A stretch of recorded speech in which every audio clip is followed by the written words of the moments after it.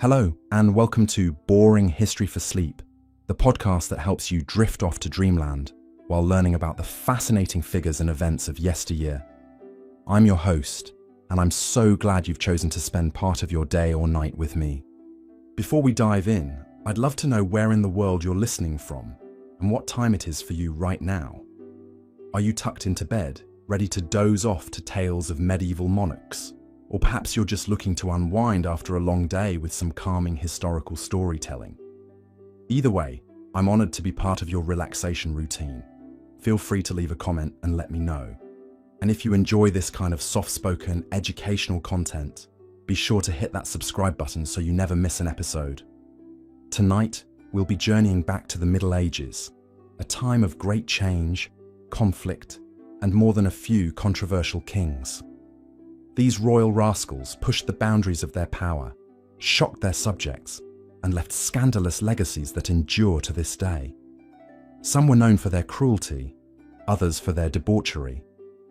But one thing they all had in common was a talent for stirring up trouble. As we explore the lives and reigns of these notorious nobles, we'll paint a vivid picture of what it was like to live in medieval Europe. It was an era of great piety and superstition, when the Catholic Church held immense sway over every aspect of society. At the same time, it was a period of political upheaval, as feudal kingdoms jockeyed for power and kings clashed with the Pope himself. In this turbulent landscape, some monarchs managed to stand out for all the wrong reasons. They challenged religious authorities, brutalized their enemies, and indulged their basest desires, all while claiming a divine right to rule. Their audacity was matched only by the outrage they provoked. So get comfortable, dear listener, and let us transport you back to a time when royals ran amok, and history was made by the boldest and baddest of kings. We'll meet a monarch rumoured to have romantic inclinations his subjects found shocking, one who dared to imprison and execute a powerful order of knights, and another who just might be responsible for one of the most famous legal documents of all time. As we uncover each king's story, try to imagine yourself in their world. Picture the grand banquet halls where they feasted, the bloody battlefields where they fought, and the dark, dank dungeons where they locked up their foes. The Middle Ages may seem like a distant, dusty chapter in history, but these royal tales are as juicy and dramatic as any modern scandal. So dim the lights, settle in, and let the soothing sounds of centuries past lull you into a relaxed state. We've got quite a cast of characters to meet on our journey through the annals of medieval misdeeds. And who knows, you just might learn a thing or two before you drift off to sleep.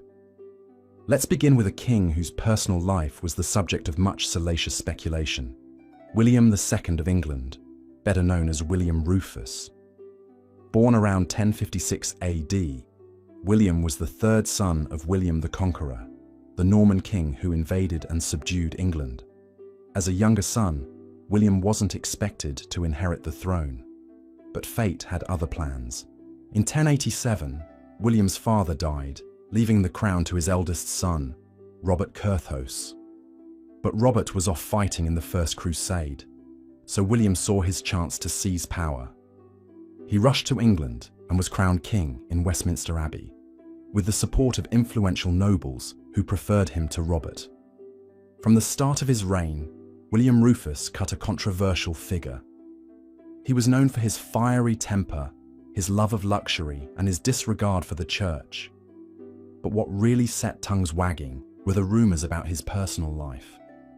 You see, dear listener, medieval England was a deeply religious society, one that took a dim view of any deviation from traditional masculine norms. And William, it seemed, was a bit of a free spirit in that regard. There were whispers that he surrounded himself with fashionable young men, showering them with gifts and attention. Some even claimed his relationships with these favourites went beyond mere friendship. Of course, we can't say for certain whether these rumours were true. Medieval gossip could be just as unreliable as the modern tabloid press. But for a king to face such speculation was deeply scandalous at the time. William's perceived predilections became a favorite topic of his enemies, who saw them as proof of his moral unfitness to rule. As if that weren't enough to cement William's bad boy reputation, he also had a habit of quarreling with the church. The most famous example came in 1093, when he clashed with Anselm, the Archbishop of Canterbury. The trouble started when William fell ill and, fearing he was on his deathbed, agreed to fill some vacant church positions, including the Archbishopric of Canterbury. He nominated Anselm, a respected scholar and abbot, for the top job. But William didn't die after all, and soon regretted his decision. He had a change of heart and tried to reverse Anselm's appointment, even offering him money to turn it down. Anselm, a man of principle, refused. The two men's relationship only worsened from there. William blocked Anselm from holding church councils and seized some of the archbishopric's revenues. Anselm, for his part, refused to condone William's attempts to assert royal authority over the church. The feud dragged on for years, a very public example of William's willingness to defy religious leaders. All of these controversies might have been forgotten by history if not for the shocking circumstances of William's death. In the year 1100, William was hunting in the New Forest when he was struck by an arrow and killed. The shot was fired by a nobleman named Walter Tyrrell, who just happened to be the brother of the man who had recently succeeded Anselm as Archbishop of Canterbury. Coincidence? Many at the time thought not.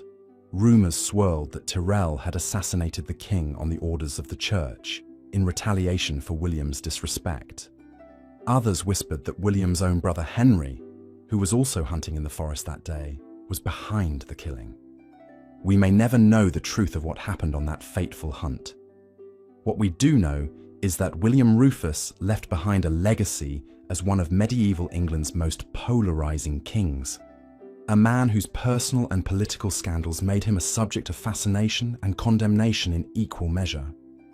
As we continue our tour through the lives of controversial medieval monarchs, we turn next to a king whose conflicts with religious authority took an even more dramatic turn: Philip IV of France.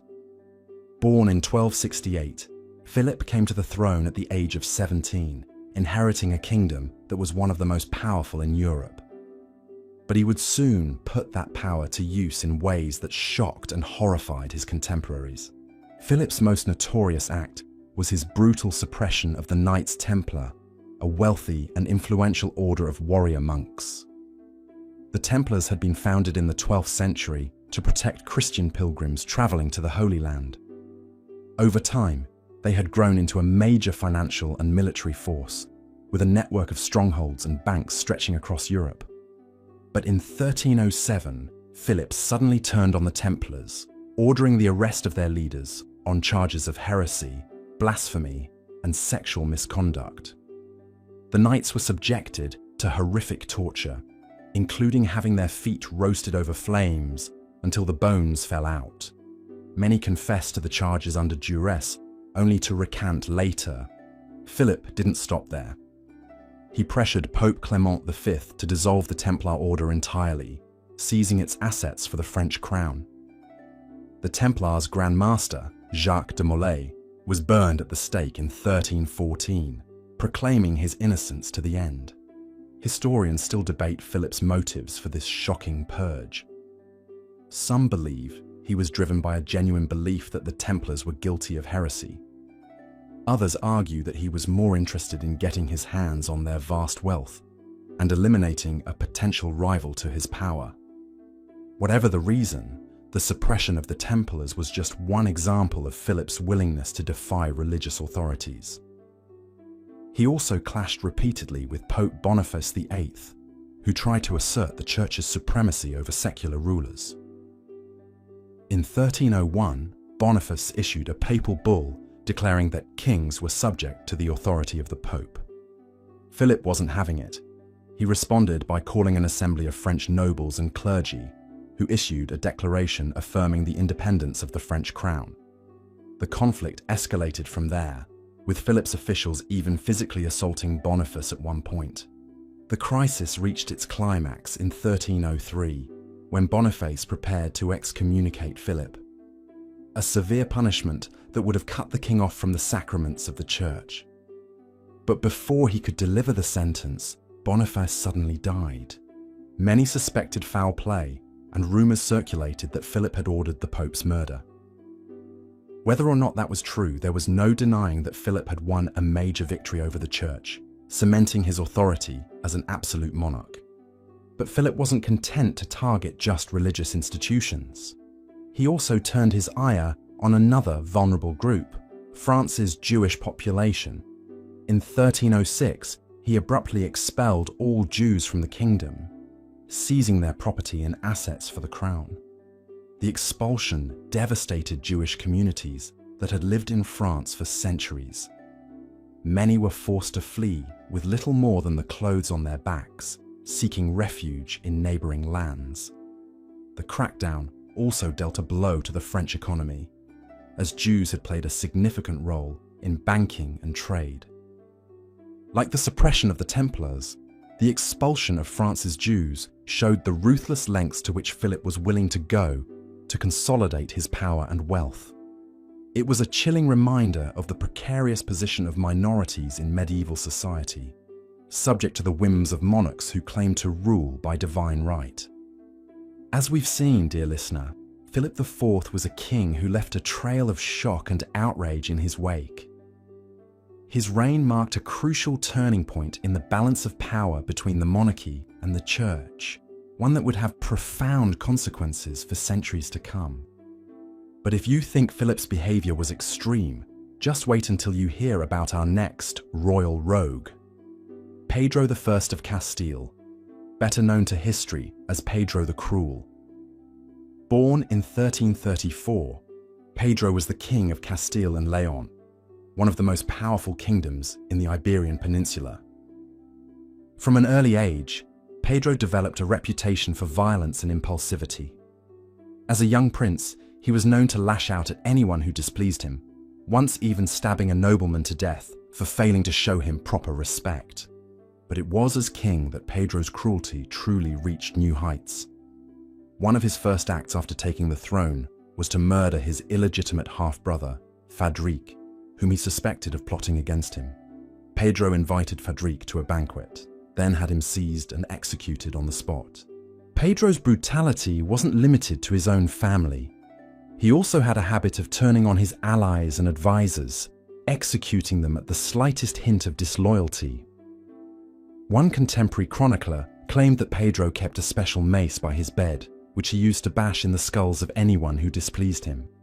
But Pedro's most notorious act of cruelty was his treatment of his wife, Blanche of Bourbon. The marriage was a political one, arranged to cement an alliance between Castile and France. But Pedro had no love for Blanche, and soon abandoned her in favor of his mistress, Maria de Padilla. When Blanche complained about her mistreatment, Pedro had her imprisoned and eventually put to death. The exact circumstances of her demise are unclear, but some accounts suggest that Pedro ordered her to be poisoned. Pedro's scandalous personal life and ruthless rule made him plenty of enemies. In 1366, his half-brother Henry of Trastamara launched a rebellion against him with the backing of the French crown. The ensuing civil war dragged on for years, with Pedro at one point seeking the help of England's Black Prince to shore up his position. In the end, though, Henry emerged victorious. He defeated Pedro in battle and had him captured and killed, according to legend, stabbing his half-brother to death with his own hand. It was a fitting end for a king whose life had been marked by violence and betrayal. As shocking as Pedro's reign was, it wasn't the last time that a Castilian king's personal life would cause a scandal. Fast forward a couple of centuries to the reign of Henry IV, who ruled from 1454 to 1474. Henry's most notorious scandal involved his marriage to Joan of Portugal. After several years of marriage, Joan gave birth to a daughter, also named Joan. But rumors swirled that the child was not actually Henry's, but rather the product of an affair between Joan and one of Henry's favorites, Beltrán de la Cueva. The rumors gained so much traction that Joan became known as Juana la Beltraneja, literally, Joan the daughter of Beltran. The scandal cast doubt on the legitimacy of Henry's heir and contributed to a period of political instability in Castile. In the end, Henry's reign ended in turmoil, with his half-sister Isabella and her husband Ferdinand of Aragon seizing power after his death. The couple would go on to unite Castile and Aragon into the Kingdom of Spain, ushering in a new era of Iberian history. But the legacy of controversial kings like Pedro and Henry would linger long after their deaths. Their shocking deeds and tumultuous personal lives became the stuff of legend. Cautionary tales about the dangers of unchecked power. Speaking of unchecked power, our next king is a prime example of what can happen when a monarch's ego and ambition run amok. Eric XIV of Sweden, who ruled from 1560 to 1568, was a man of great intellect and cultural sophistication. He spoke several languages, composed music, and fancied himself a Renaissance prince. But Eric's reign was also marked by paranoia, delusions, and erratic behavior. Early on, he became convinced that his half-brother John was plotting to overthrow him. Eric had John imprisoned and even threatened to have him executed, though he eventually backed down. As his reign went on, Eric's mental state seemed to deteriorate further. He became obsessed with the idea of marrying Queen Elizabeth I of England, sending her lavish gifts and love letters. When Elizabeth politely declined his advances, Eric flew into a rage, accusing her of leading him on. Eric's courtship of Elizabeth was just one example of his grandiose ambitions. He also dreamed of conquering the Baltic region and establishing Sweden as a major European power. But his military campaigns were largely unsuccessful, and his erratic behavior began to alienate his own nobles. In 1567, Eric's paranoia reached a fever pitch. He became convinced that a group of nobles, led by the Stura family, were conspiring against him. In a fit of madness, he had several members of the family arrested and executed in an event known as the Stura murders. The killings shocked and horrified the Swedish nobility, who saw them as a gross abuse of power. Eric's own brother John, whom he had once imprisoned, now led a rebellion against him. In 1568, Eric was dethroned and imprisoned himself. Eric spent the rest of his life in captivity, moved from castle to castle by his brother and successor, John III. In 1577, he died in prison, possibly poisoned on John's orders. It was a sad and ignominious end for a man who had once dreamed of being a great Renaissance king. As we've seen, dear listener, the life of Eric XIV is a cautionary tale about the dangers of unchecked power and ambition. His story also highlights the precarious nature of kingship in an era when mental illness was little understood and often seen as a sign of divine disfavor. But Eric was far from the only medieval monarch to grapple with questions of legitimacy and succession. In fact, some of the most controversial kings in history were those who found themselves in disputes over their right to rule. One such king was John, also known as John Lackland, who ruled England from 1999 to 1216. John was the youngest son of King Henry II and had not been expected to inherit the throne. But when his elder brother Richard the Lionheart died without an heir, John claimed the crown for himself. John's reign was plagued by conflicts with his own nobles, who resented his attempts to centralize power and raise taxes. In 1215, a group of barons rebelled against John and forced him to sign the Magna Carta, a document that limited the powers of the monarchy and established the principle of the rule of law. But John had no intention of abiding by the Magna Carta's terms. He appealed to Pope Innocent III to annul the document, arguing that it had been signed under duress. When the barons learned of John's betrayal, they invited Prince Louis of France to invade England and claim the throne for himself. The ensuing war was a disaster for John. He lost a treasure trove of royal jewels and gold while crossing a treacherous stretch of marshland, and soon after fell ill with dysentery. In 1216, he died a miserable and ignominious death, his kingdom in ruins. John's reign was so disastrous that he became known as Bad King John in popular legend. But his legacy is more complex than that simple epithet suggests. The Magna Carta, though initially a failure, would go on to become a cornerstone of English law and a symbol of individual. As we've seen, the reigns of Henry VIII and his contemporaries were marked by religious upheaval, political intrigue, and plenty of personal scandal. But they were far from the only controversial kings to sit on the thrones of medieval Europe. Take, for instance, the notorious Charles II of Navarre, known to history as Charles the Bad. Born in 1332, Charles was a man of great ambition and few scruples. As King of Navarre and Count of Evreux, he spent much of his reign embroiled in conspiracies and power struggles with his nominal overlord, King John II of France. Charles first ran afoul of the French crown in 1354, when he was accused of plotting to assassinate the Dauphin, the future King Charles V. Though the evidence was scant, he was imprisoned by King John. But Charles was nothing if not cunning.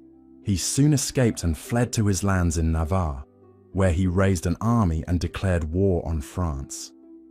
Over the next few decades, Charles proved himself a thorn in the side of the French monarchy.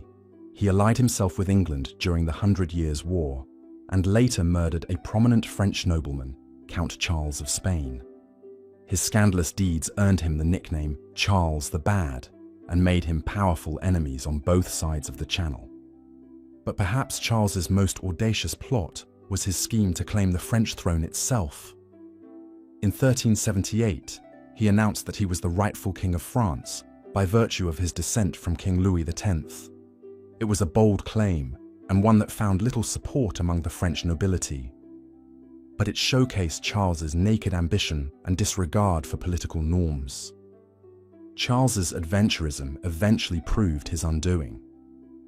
In 1387, after decades of on-and-off conflict with France, he was forced to surrender most of his French lands to King Charles VI. Though he remained King of Navarre, his power was much diminished. He died just 6 years later, his grand designs largely unfulfilled. Charles the Bad's turbulent reign showcases the web of rivalries and alliances that defined medieval politics. In an age when royal authority was often tenuous, ambitious nobles like Charles could carve out their own fiefdoms and challenge even the mightiest of kings. But if Charles represented the height of feudal power politics, other controversial kings took their cues from the ruthless dynasts of the ancient world. One such figure was Vlad III, Prince of Wallachia, better known to history as Vlad the Impaler. Born in 1431 in present-day Romania, Vlad was the second son of Vlad II, Tranquil, a member of the Order of the Dragon, a chivalric order dedicated to defending Christian Europe from the Ottoman Turks. As a young nobleman, Vlad and his brother were sent to the Ottoman court as political hostages, a common practice at the time, designed to ensure the loyalty of vassal rulers. Vlad's years in Ottoman captivity had a profound impact on his psyche and his ruling style. He developed a deep hatred for the Turks and a reputation for brutality that would follow him all his life. When Vlad finally claimed the Wallachian throne in 1456, he wasted no time in consolidating his power. He invited his political rivals to a great feast at his castle, then had them all arrested and impaled on stakes. This grisly display was just a taste of the terror to come. Over the next few years, Vlad earned his macabre nickname through a campaign of cruelty that shocked even his contemporaries. He impaled thousands of his own subjects for crimes as petty as stealing a loaf of bread. He also unleashed a reign of terror against the Transylvanian Saxons, a German-speaking minority whom he saw as a threat to his power. But Vlad reserved his greatest brutality for his old enemies, the Ottoman Turks.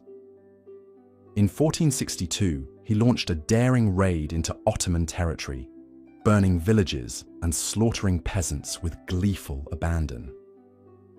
When the Sultan Mehmed II sent envoys to negotiate a truce, Vlad had them impaled on the spot.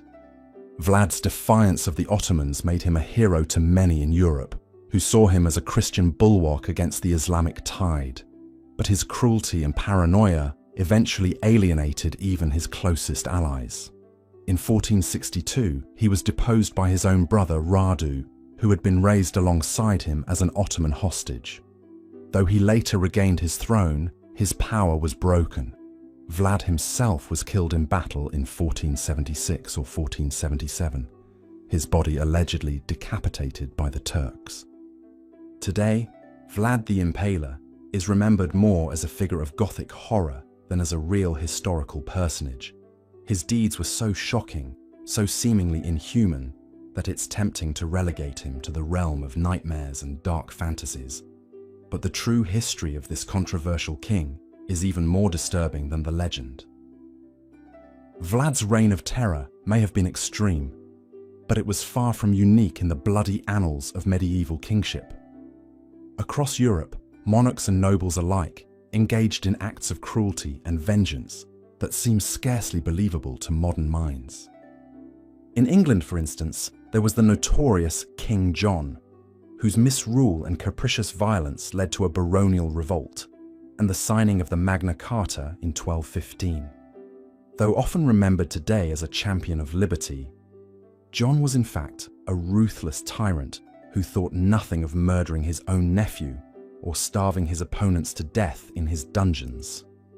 Then there was the Holy Roman Emperor Frederick II, a brilliant but amoral ruler who clashed repeatedly with the papacy and was accused of heresy, blasphemy, and even Satanism by his enemies. Frederick was a man of insatiable curiosity and cruel whims, who once had a group of children raised in isolation to see what language they would speak, the so-called language deprivation experiment. He was also rumoured to have kept a harem of concubines and dabbled in the occult arts, charges that only added to his sinister reputation. But perhaps no medieval monarch embodied the dangerous allure of power quite like the legendary Empress Theodora of the Byzantine Empire.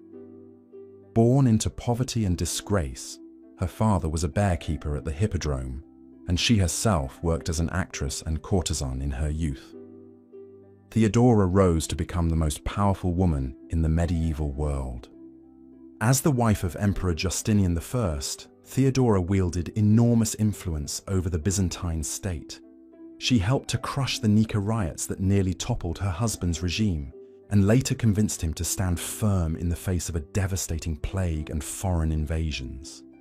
Her bravery and ruthlessness earned her the admiration of her subjects, but also the enmity of the Byzantine elite, who resented her humble origins and her unfeminine assertiveness. Theodora's most controversial act, however, was her active involvement in religious affairs. A devout monophysite Christian, who believed that Christ had only one divine nature, rather than a human and divine nature as taught by Orthodox doctrine, she used her influence to promote monophysite clerics and to persecute their Orthodox rivals. This put her at odds with the Pope and much of the Western Church, a conflict that would have far-reaching consequences for the unity of Christendom. Despite her many enemies, Theodora remained a force to be reckoned with until her death in 548 AD. She was mourned by the common people of Constantinople, who saw her as a protector and champion. But she was reviled by the senatorial class, who spread scurrilous rumours about her sexual depravity and cruelty. Like so many controversial rulers of the Middle Ages, Theodora's legacy is a complex one. She was a woman who defied the conventions of her time and wielded power in a world that was hostile to female authority. But she was also a ruthless and sometimes tyrannical figure who used her influence to crush her enemies and impose her will on the state. In the end, perhaps that is the most enduring lesson of medieval kingship, that power, for all its seductive allure, is a dangerous and corrupting force. The kings and queens who wielded it most effectively were often those who were willing to embrace its darker aspects, the cruelty, the paranoia, the megalomania. Today, we may look back on these controversial rulers with a mixture of fascination and horror, but in their own time, they were simply the product of a world where might made right, and where the strong ruled over the weak with an iron fist. As we've seen, the Middle Ages were a time of great upheaval and transformation, a period when the old order was crumbling and new powers were rising to take its place. In this chaotic and often brutal world, kings and queens wielded enormous influence over the lives of their subjects. Some used that power for good, while others used it for ill. But all of them left an indelible mark on history. The stories of these controversial rulers may seem like the stuff of legend, tales of larger-than-life figures who strode across the world stage, leaving chaos and bloodshed in their wake. But the truth is often stranger than fiction. These men and women were real people, with real flaws and real passions. They were the product of their times, shaped by the beliefs and values of the society in which they lived.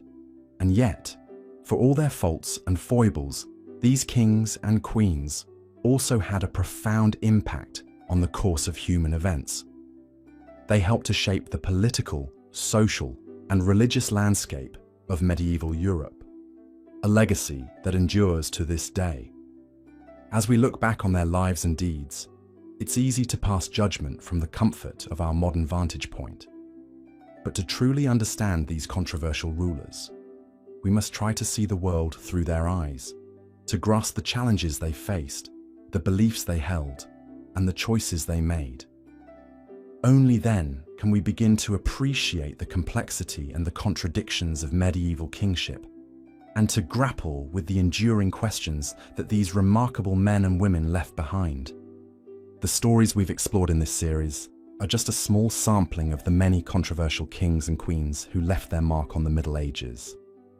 From the ruthless dynasts of the early feudal era to the absolutist monarchs of the late medieval period, these rulers embodied both the best and the worst of human nature. Some, like Charlemagne or Alfred the Great, are remembered as wise and just leaders who brought order and stability to their kingdoms.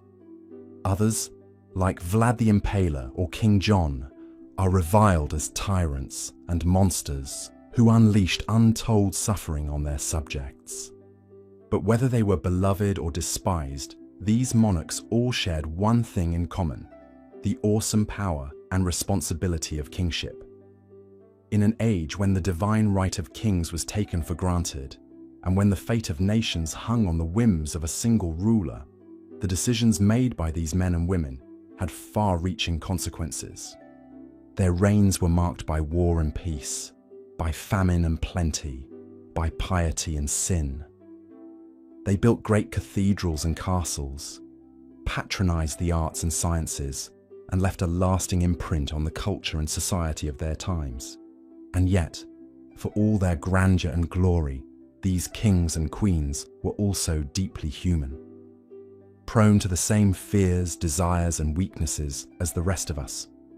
They loved and hated, triumphed and failed, lived and died. In the end, they were simply men and women who bore the heavy burden of leadership in a turbulent and often unforgiving age.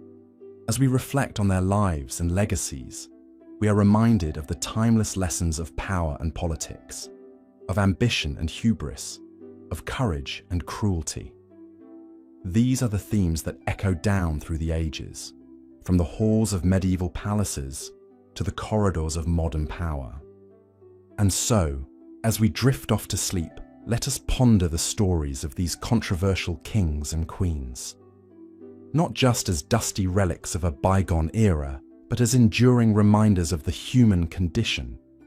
For in their triumphs and their tragedies, their virtues and their vices, we may just catch a glimpse of ourselves. We left off with the shocking execution of Anne Boleyn, second wife of Henry VIII, on trumped-up charges of adultery and treason in 1536. The tyrannical king would waste little time moving on from this dark chapter. Mere days after Anne's head had left her shoulders on the executioner's block, Henry was engaged to the demure and obedient Jane Seymour. In many ways, Jane was the antithesis to Anne Boleyn. Where Anne had been fiery, bold, and opinionated, Jane was passive, gentle, and pliable. She was what Henry wanted in a wife at this point, a docile partner who would provide him a male heir without argument or protest. 11 days after Anne's execution, while the court still reeled, Henry and Jane were wed in a private ceremony. Henry's subjects may have been aghast at the dizzying speed of events, but they also desperately hoped this unassuming new queen could succeed where her predecessors had failed, in giving birth to a healthy prince. England had seen enough turmoil and uncertainty in the succession. To Henry's delight, Jane soon fell pregnant and gave birth to a son, Edward, in October 1537. At long last, he had achieved his primary aim. Tragically, Jane would not have long to savour her triumph. She fell gravely ill with childbed fever soon after Edward's birth and died just 2 weeks later. Henry was utterly bereft at the loss of his most beloved queen. In a reign defined by marital strife and notoriety, his union with Jane would be remembered as his happiest. He would eventually be buried beside her, as per his wish, a rare gesture of esteem and affection from the oft-wed king. With Jane's death, the problem of succession reared its head once again.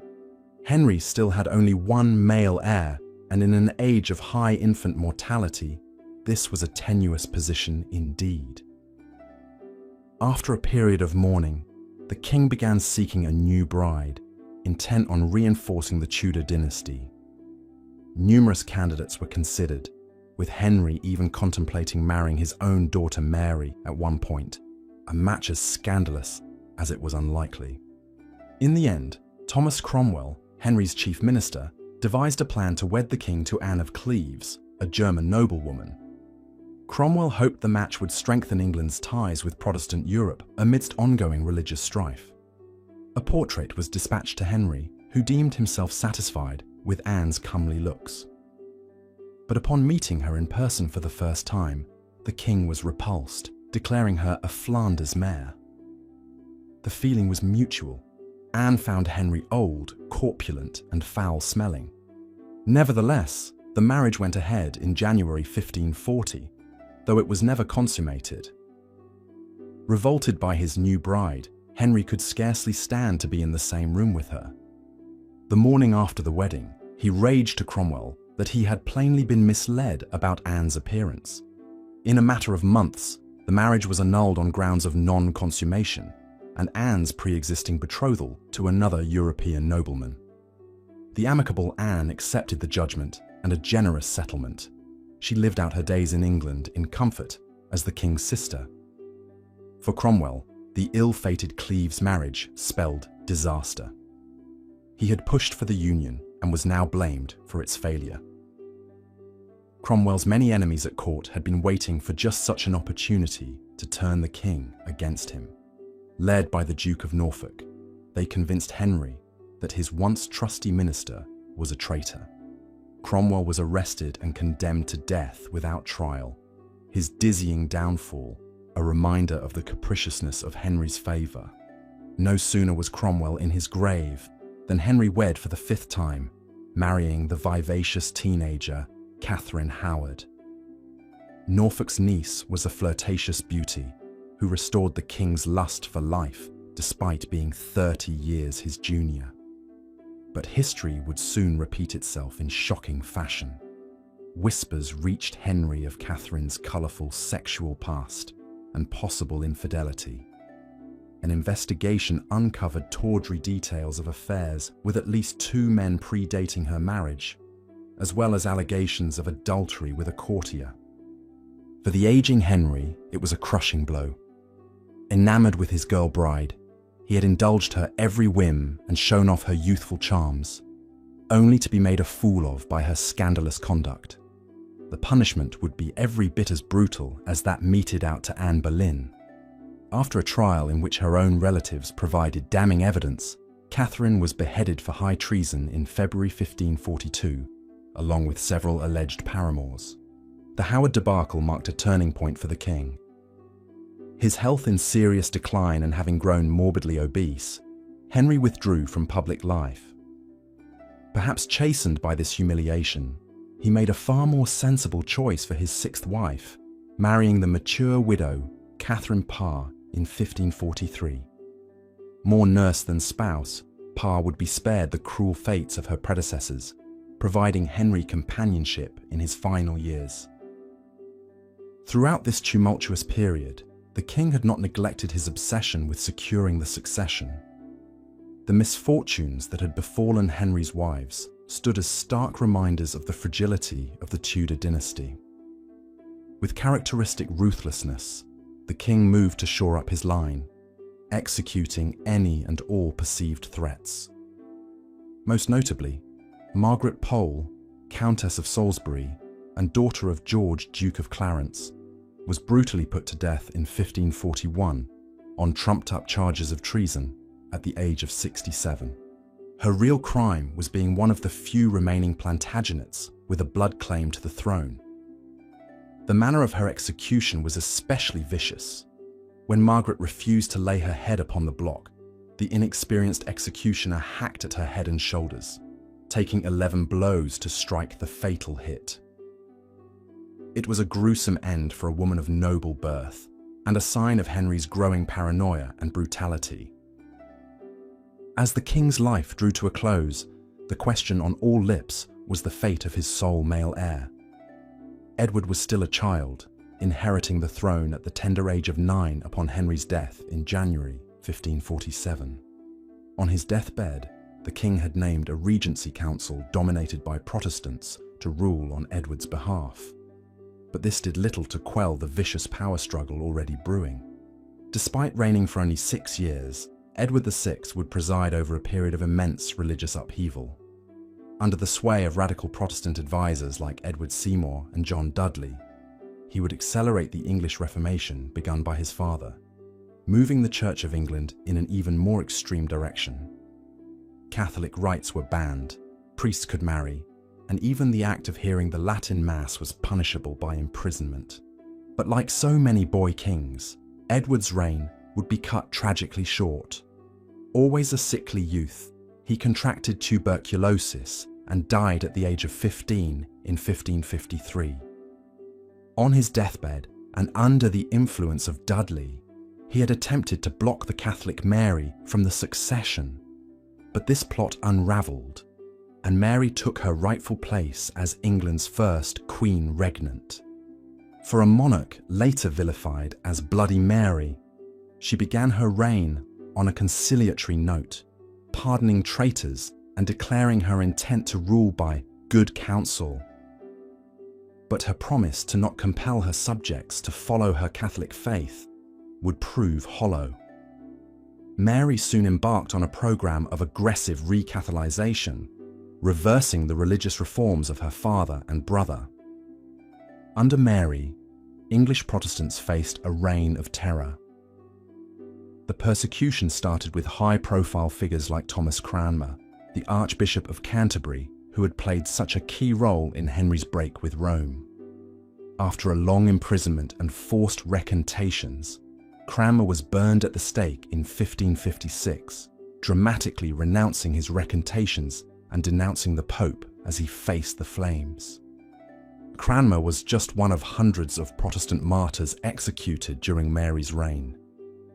The stories of their brutal deaths, many burned alive for heresy, would sear into the English imagination.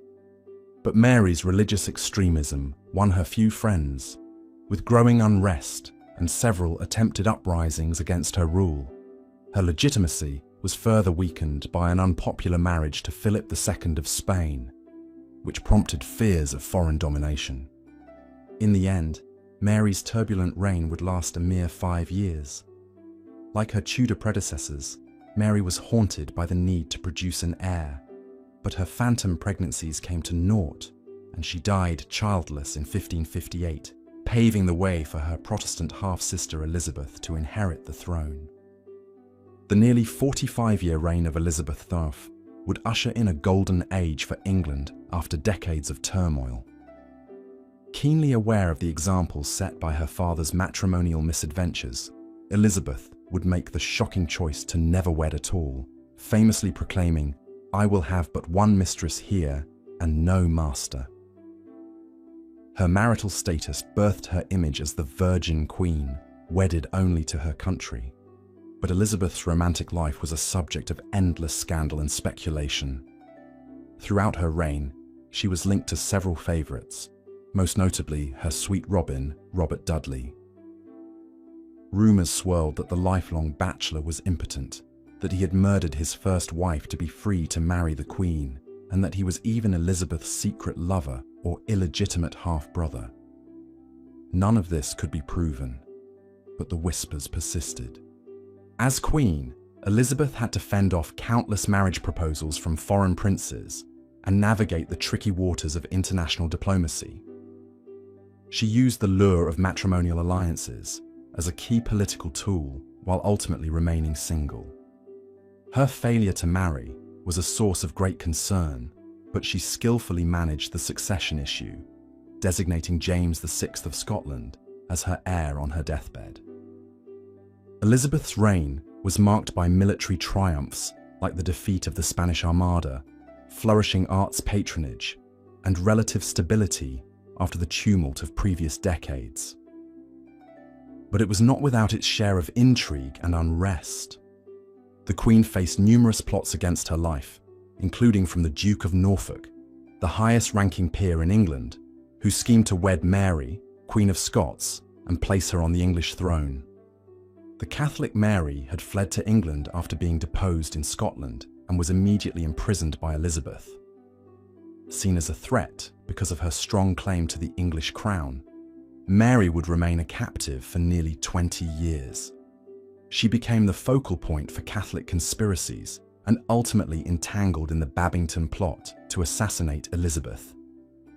Convicted of treason, she was beheaded on Elizabeth's orders in 1587 after much agonizing by the Queen. Mary's execution remains one of the most controversial and dramatic episodes of Elizabeth's rule. It carried eerie echoes of the vicious dynastic slaughter that had characterized her father's reign. But while Henry VIII had annihilated threats and upended the country for the sake of producing an heir, Elizabeth would defy this model, ruling England as a woman alone in a remarkable feat of political survival. In the end, the Tudor dynasty would not long outlive Elizabeth. After 118 years on the throne, the House of Tudor came to an end with her death in 1603. The crown passed peacefully to the Stuarts in the form of James I of England, the son of Elizabeth's old nemesis Mary, Queen of Scots. It was a twist of fate laden with irony, and a sign of just how far England had come since the bloody days of Henry VIII. As we reflect on the scandalous reigns of the Tudor monarchs, what lingers above all is a sense of the immense human drama behind the crown. The royal bed and birthing chamber formed the epicenter of political life, shaping the fates of queens and countries alike. For all their outward splendor, monarchs like Henry VIII were slaves to the most primal of drives: the need to secure the succession at any cost. The Tudor period also reminds us of the astonishing power of the individual to shape the course of history. Towering personalities like Henry VIII and Elizabeth I loom large over the era, their personal quirks and obsessions leaving indelible marks on everything from England's religion to its place on the international stage. At the same time, the period's queens consort stand as poignant reminders of the human collateral damage wrought by unchecked royal power. In death, as in life, the controversial Tudor monarchs retain their hold on our imaginations, inviting us to reflect on the enormous burdens and responsibilities of wearing a crown. As scandals swirled and heads quite literally rolled, England was dragged into the modern era, undergoing religious, political, and cultural revolutions that would reverberate through the centuries. Against all odds, the tawdry Tudor court birthed a new model of English kingship, and a legacy as captivating as it is shocking. As we've seen, the reigns of Pedro I of Castile, Eric XIV of Sweden, and John of England were marked by brutality, paranoia, and conflicts with nobility that would ultimately lead to their downfalls. But perhaps no medieval monarch left a more indelible mark on history than Henry VIII of England. Born the second son of Henry VII, young Henry was never expected to inherit the throne. But when his elder brother Arthur died suddenly at age 15, Henry became the heir apparent. He ascended to the throne in 1509 at age 17, quickly marrying his brother's widow, Catherine of Aragon. The early years of Henry's reign were marked by extravagance, as the young king enjoyed lavish banquets, grand tournaments, and ambitious foreign military campaigns. But it was Henry's desperate quest for a male heir that would come to define his legacy. After nearly 20 years of marriage, Catherine had failed to produce a surviving son, only a daughter, Mary. By 1527, Henry had become enamored with the young Anne Boleyn and sought an annulment from Catherine to marry her instead. When Pope Clement VII refused to grant the annulment, Henry took the shocking step of breaking with the Catholic Church altogether. In 1534, Henry declared himself the supreme head of the Church of England, essentially appointing himself the Pope of his own church. This allowed him to finally annul his marriage to Catherine and wed Anne Boleyn. England was now a Protestant nation, and the Catholic monasteries were dissolved as their wealth poured into Henry's coffers. But Henry's marital strife was far from over. Just 3 years after their wedding, he had Anne Boleyn beheaded on likely trumped-up charges of adultery and treason. He would go on to marry 4 more times, executing another wife and overseeing England's zigzagging between Protestantism and Catholicism. His erratic religious policy saw both Protestants and Catholics burned at the stake for heresy. Henry VIII died in 1547, leaving the throne to his young son Edward VI. Though he had finally produced the male heir he so desperately sought, Edward would die childless just 6 years later. The tumultuous saga of Henry's marriages and the royal succession would continue, as England ricocheted between Protestant and Catholic monarchs. In many ways, Henry VIII embodies the contradictions and controversies of so many medieval kings. He is remembered as a captivating yet capricious ruler, ushering in the English Renaissance while executing tens of thousands of dissenters. His break from Rome forever reshaped the religious landscape of Europe, but his true motivations seem to lie more in consolidating his own power and satisfying his lusts than theological convictions. As we reflect back on the scandalous lives and stranger-than-fiction stories of the most controversial kings of the Middle Ages, we see that Henry VIII was far from alone in his outrageous deeds. From the mysterious death of William II to the brutal purges of Pedro the Cruel, medieval chronicles are littered with accounts of corruption and abuse of power. These sordid tales can perhaps be seen as cautionary ones, warning of the dangers of unchecked authority. Kings like Philip IV of France and John of England learned the hard way that even divinely appointed monarchs were not immune from the wrath of nobles, clergy, and commoners they flagrantly oppressed. The Magna Carta and the defiance of the Knights Templar demonstrated that there were limits to the power of kings. At the same time, the willingness of medieval kings to shock and scandalize, to upend long-standing traditions and institutions, could be seen as a perverse sort of progress. Henry VIII's break from Rome, as selfishly motivated as it was, opened the door for a freer and more pluralistic England. In an era of conformity and superstition, there is something perversely admirable about the iconoclasm of rulers who refused to follow the rules, even as it led them to cruelty and ruin. As we drift off to sleep, lulled by these lurid tales of our ancestors, we are left to ponder what they reveal about human nature and the corrupting influence of power. The pageantry and brutality of the Middle Ages may seem remote to us now, but in the shocking deeds of these controversial kings, we see shadows of our own capacity for scandal and self-destruction. Perhaps there is a twisted king lying in wait within us all, just looking for a throne to ascend and a crown to abuse. And on that unsettling note, I bid you good night and sweet dreams of more civilized times. And so, as we've seen, the reign of Henry VIII was marked by tumult, scandal, and religious upheaval that would forever change the course of English history. His desperate quest for a male heir led him to break with the Catholic Church, establishing the Church of England with himself at the head. This seismic shift in religious authority would have profound consequences, setting the stage for centuries of conflict between Catholics and Protestants in England and beyond. But Henry's legacy extended far beyond the religious sphere. His 6 marriages, 2 of which ended with his wives' heads on the chopping block, have become the stuff of legend. The tale of Anne Boleyn, in particular, has captured the imagination of generations. A vivacious, ambitious woman who caught the eye of a king, only to be accused of adultery and incest when she failed to produce a male heir. Her tragic end, beheaded on the grounds of the Tower of London, serves as a chilling reminder of the precariousness of life in Henry's court.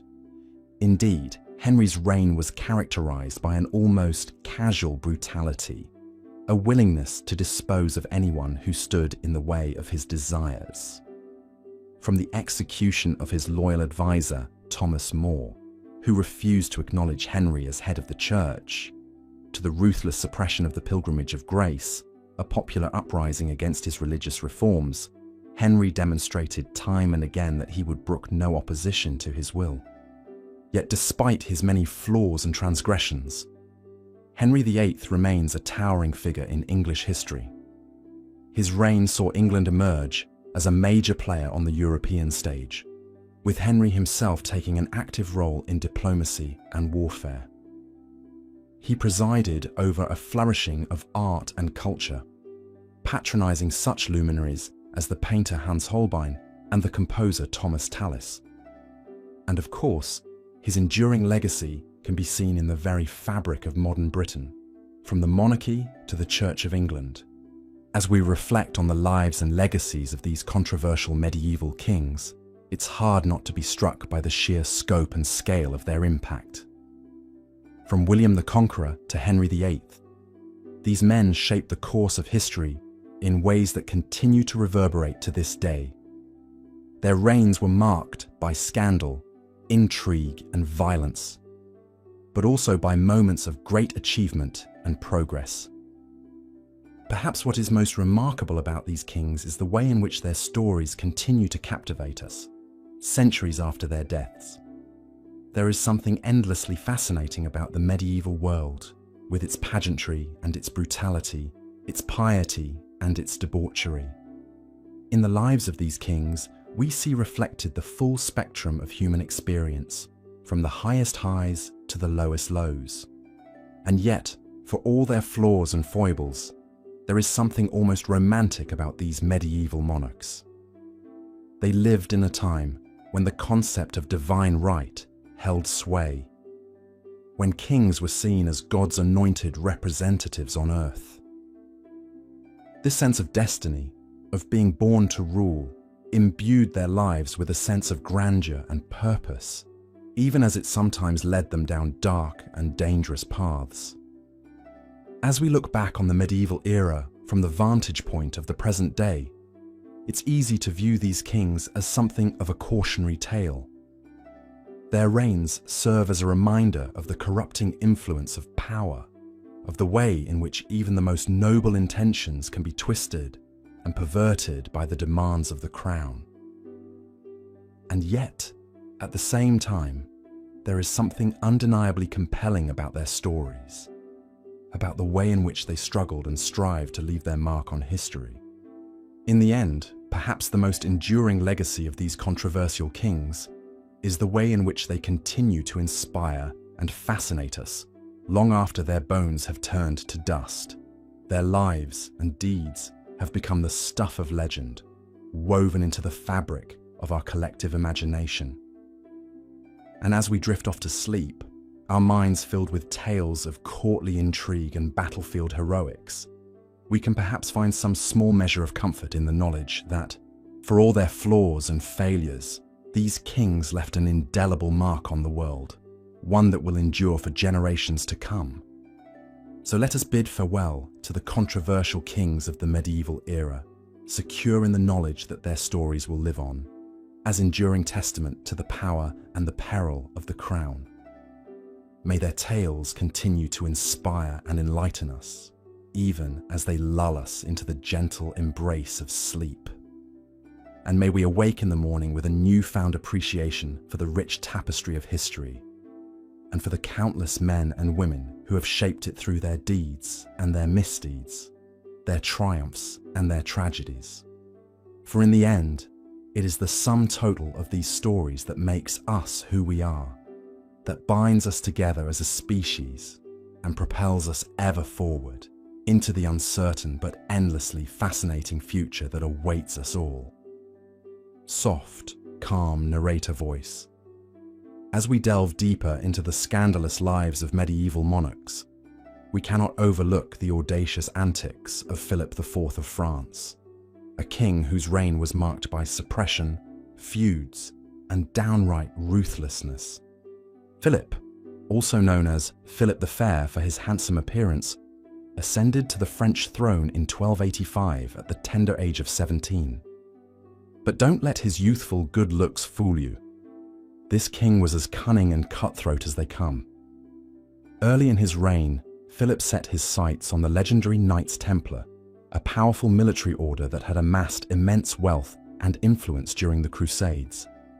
Envious of their riches and suspicious of their secretive ways, Philip hatched a plan to take them down.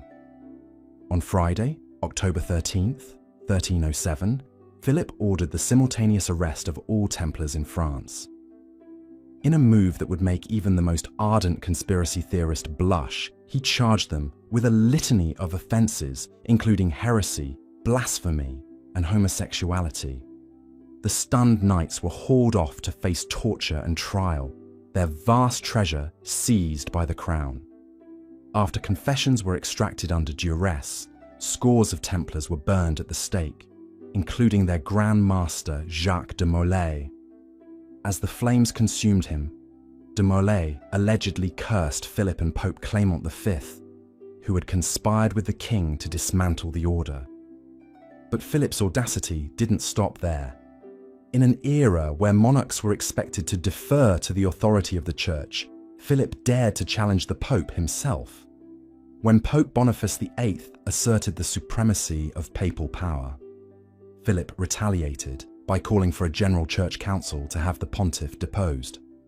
Boniface shot back with a papal bull threatening Philip with excommunication, but the defiant king had the bull ceremonially burned in Paris. The feud reached a shocking climax when a gang of Philip's henchmen attacked the 68-year-old Pope in his palace, allegedly striking him in the face. Although Boniface was released after 3 days, he died just a month later, leaving Philip to install a more compliant French pope and cement his authority over the church in France. As if that weren't enough, Philip also turned his ire on France's Jewish population.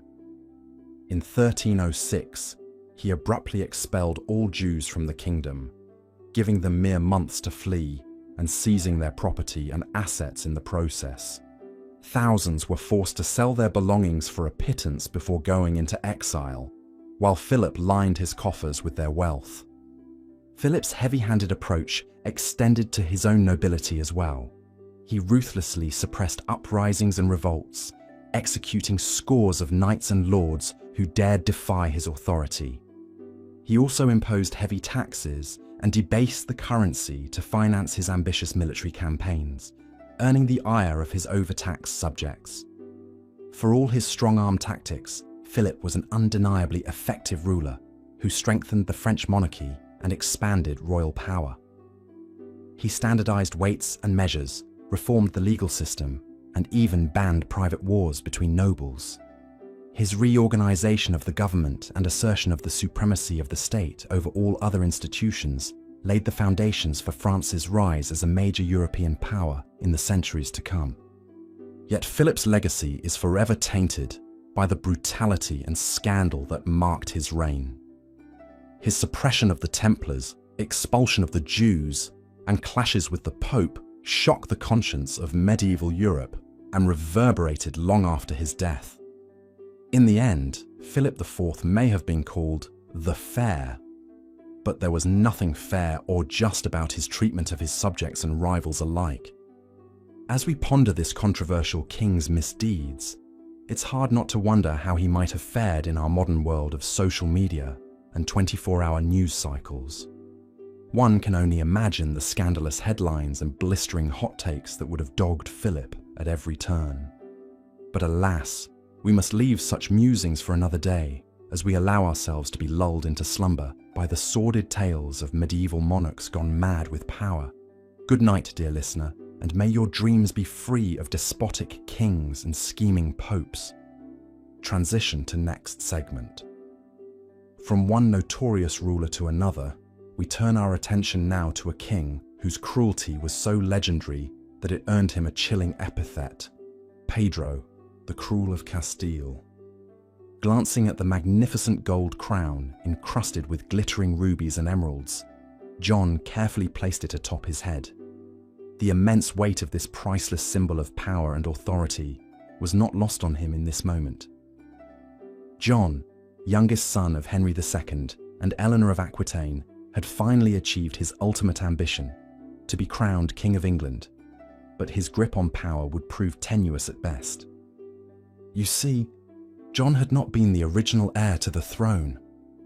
That designation fell to his celebrated older brother Richard the Lionheart. While Richard was off leading the Third Crusade and later being held captive, John attempted to seize power. This earned him the mocking moniker John Lackland from his father, who had already parcelled out his lands to John's brothers. The nickname would prove to be darkly prophetic. After Richard's untimely death, John did finally secure his place on the throne in 1199, but he quickly made powerful enemies with his erratic, cruel, and tyrannical behaviour. John's reign would be characterised by a series of disasters, both political and military. A mere 5 years into his rule, John suffered a massive blow to his prestige when he lost Normandy and most of his other French lands to Philip II of France. This was a humiliating defeat for an English king who was also a vassal to the French king. Returning from France after his devastating losses, John attempted to rebuild his reputation by leading a campaign in Ireland. But his efforts gained little, and he returned to England once again in disgrace.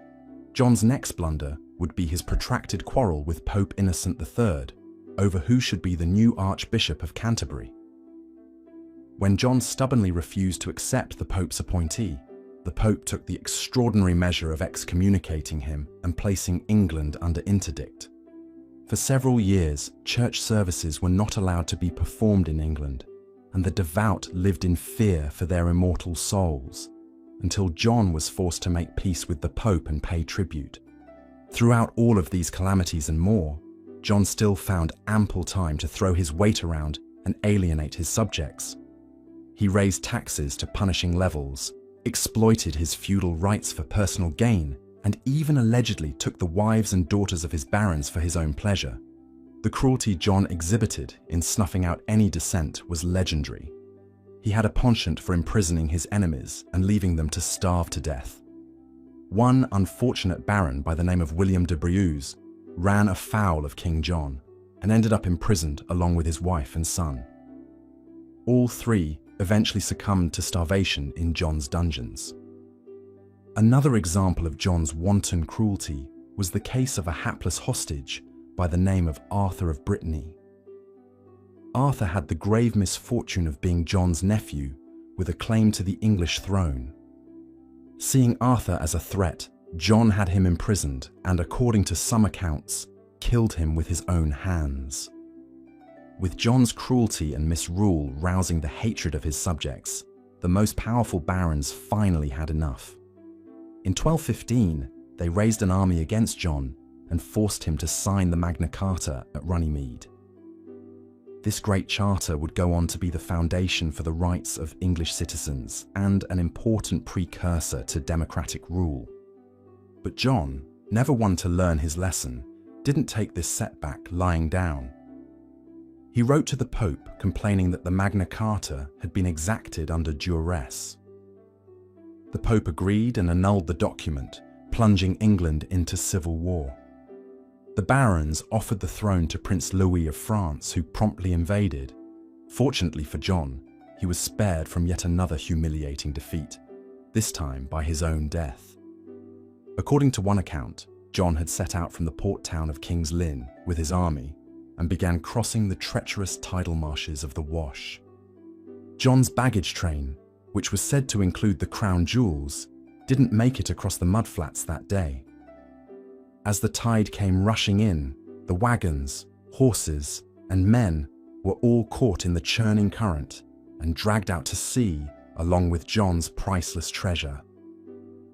Some say it was the loss of his jewels that broke John's heart and led to his death a few days later, while others whisper that he was done in by a surfeit of peaches, or even poisoned by a vengeful monk. Whatever the cause, John's ignominious end was a fitting one for a king who had brought so much misery to his subjects. He died reviled and unmourned, leaving a legacy of cruelty, treachery, and misrule. To this day, King John is remembered as one of the worst kings in English history. His name is synonymous with failed leadership and abuse of power. But perhaps John's greatest legacy is the Magna Carta itself, a document that has come to symbolize the idea that no one, not even a king, is above the law. So ends the sordid tale of King John, a man who snatched disgrace from the jaws of unimaginable privilege and power. But while John may have been one of the most controversial kings of the Middle Ages, he was by no means alone in his infamy. The medieval world was full of colourful monarchs, whose lives and deeds continue to fascinate us to this day. From the warring kings of England and France to the cutthroat dynastic struggles of Castile and Aragon, medieval monarchs were a breed apart. These men, for they were nearly all men, wielded absolute power and all too often used it for their own gain rather than the good of their subjects. They waged endless wars, murdered their rivals, and exploited their lands and people with impunity. But despite their many flaws and failings, there is still something undeniably compelling about these medieval rulers. Perhaps it is the sheer drama of their lives, the court intrigues, the battles, the romance and the betrayals. Or maybe it's the way they embodied the spirit of an age of faith and superstition, of chivalry and brutality, of soaring cathedrals and grim dungeons. An age when the line between greatness and infamy was so often blurred. Whatever the reason, the controversial kings of the Middle Ages continue to cast a long shadow over the popular imagination. Their stories serve as a reminder of the dangers of unchecked power and the timeless human capacity for both greatness and depravity.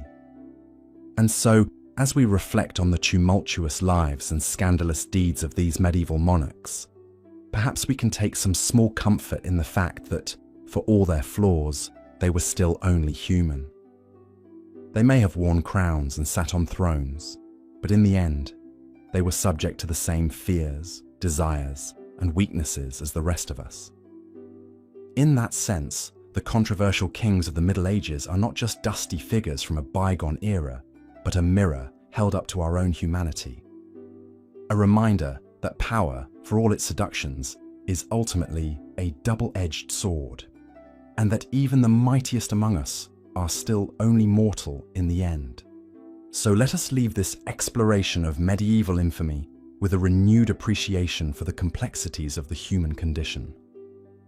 And let the tales of these controversial kings be a gentle reminder, as we drift off to sleep, of the fleeting nature of power and the eternal struggle between light and darkness that lies at the heart of the human experience. As we've seen, the reigns of Henry VIII and John Lackland left indelible marks on English history, reshaping the very fabric of politics, religion, and society in ways that would reverberate for centuries to come. But they were far from the only medieval monarchs to leave a controversial legacy. Across the Channel in France, another king was making waves with his ruthless suppression of a powerful religious order and his insatiable greed. Philip IV of France, also known as Philip the Fair due to his handsome appearance, cuts a striking figure in the annals of medieval history. On the surface, he appeared to be the very model of a chivalrous Christian king, pious, just, and commanding. But beneath that carefully cultivated image lay a shrewd and cunning ruler, one who would stop at nothing to consolidate his power and fill his coffers.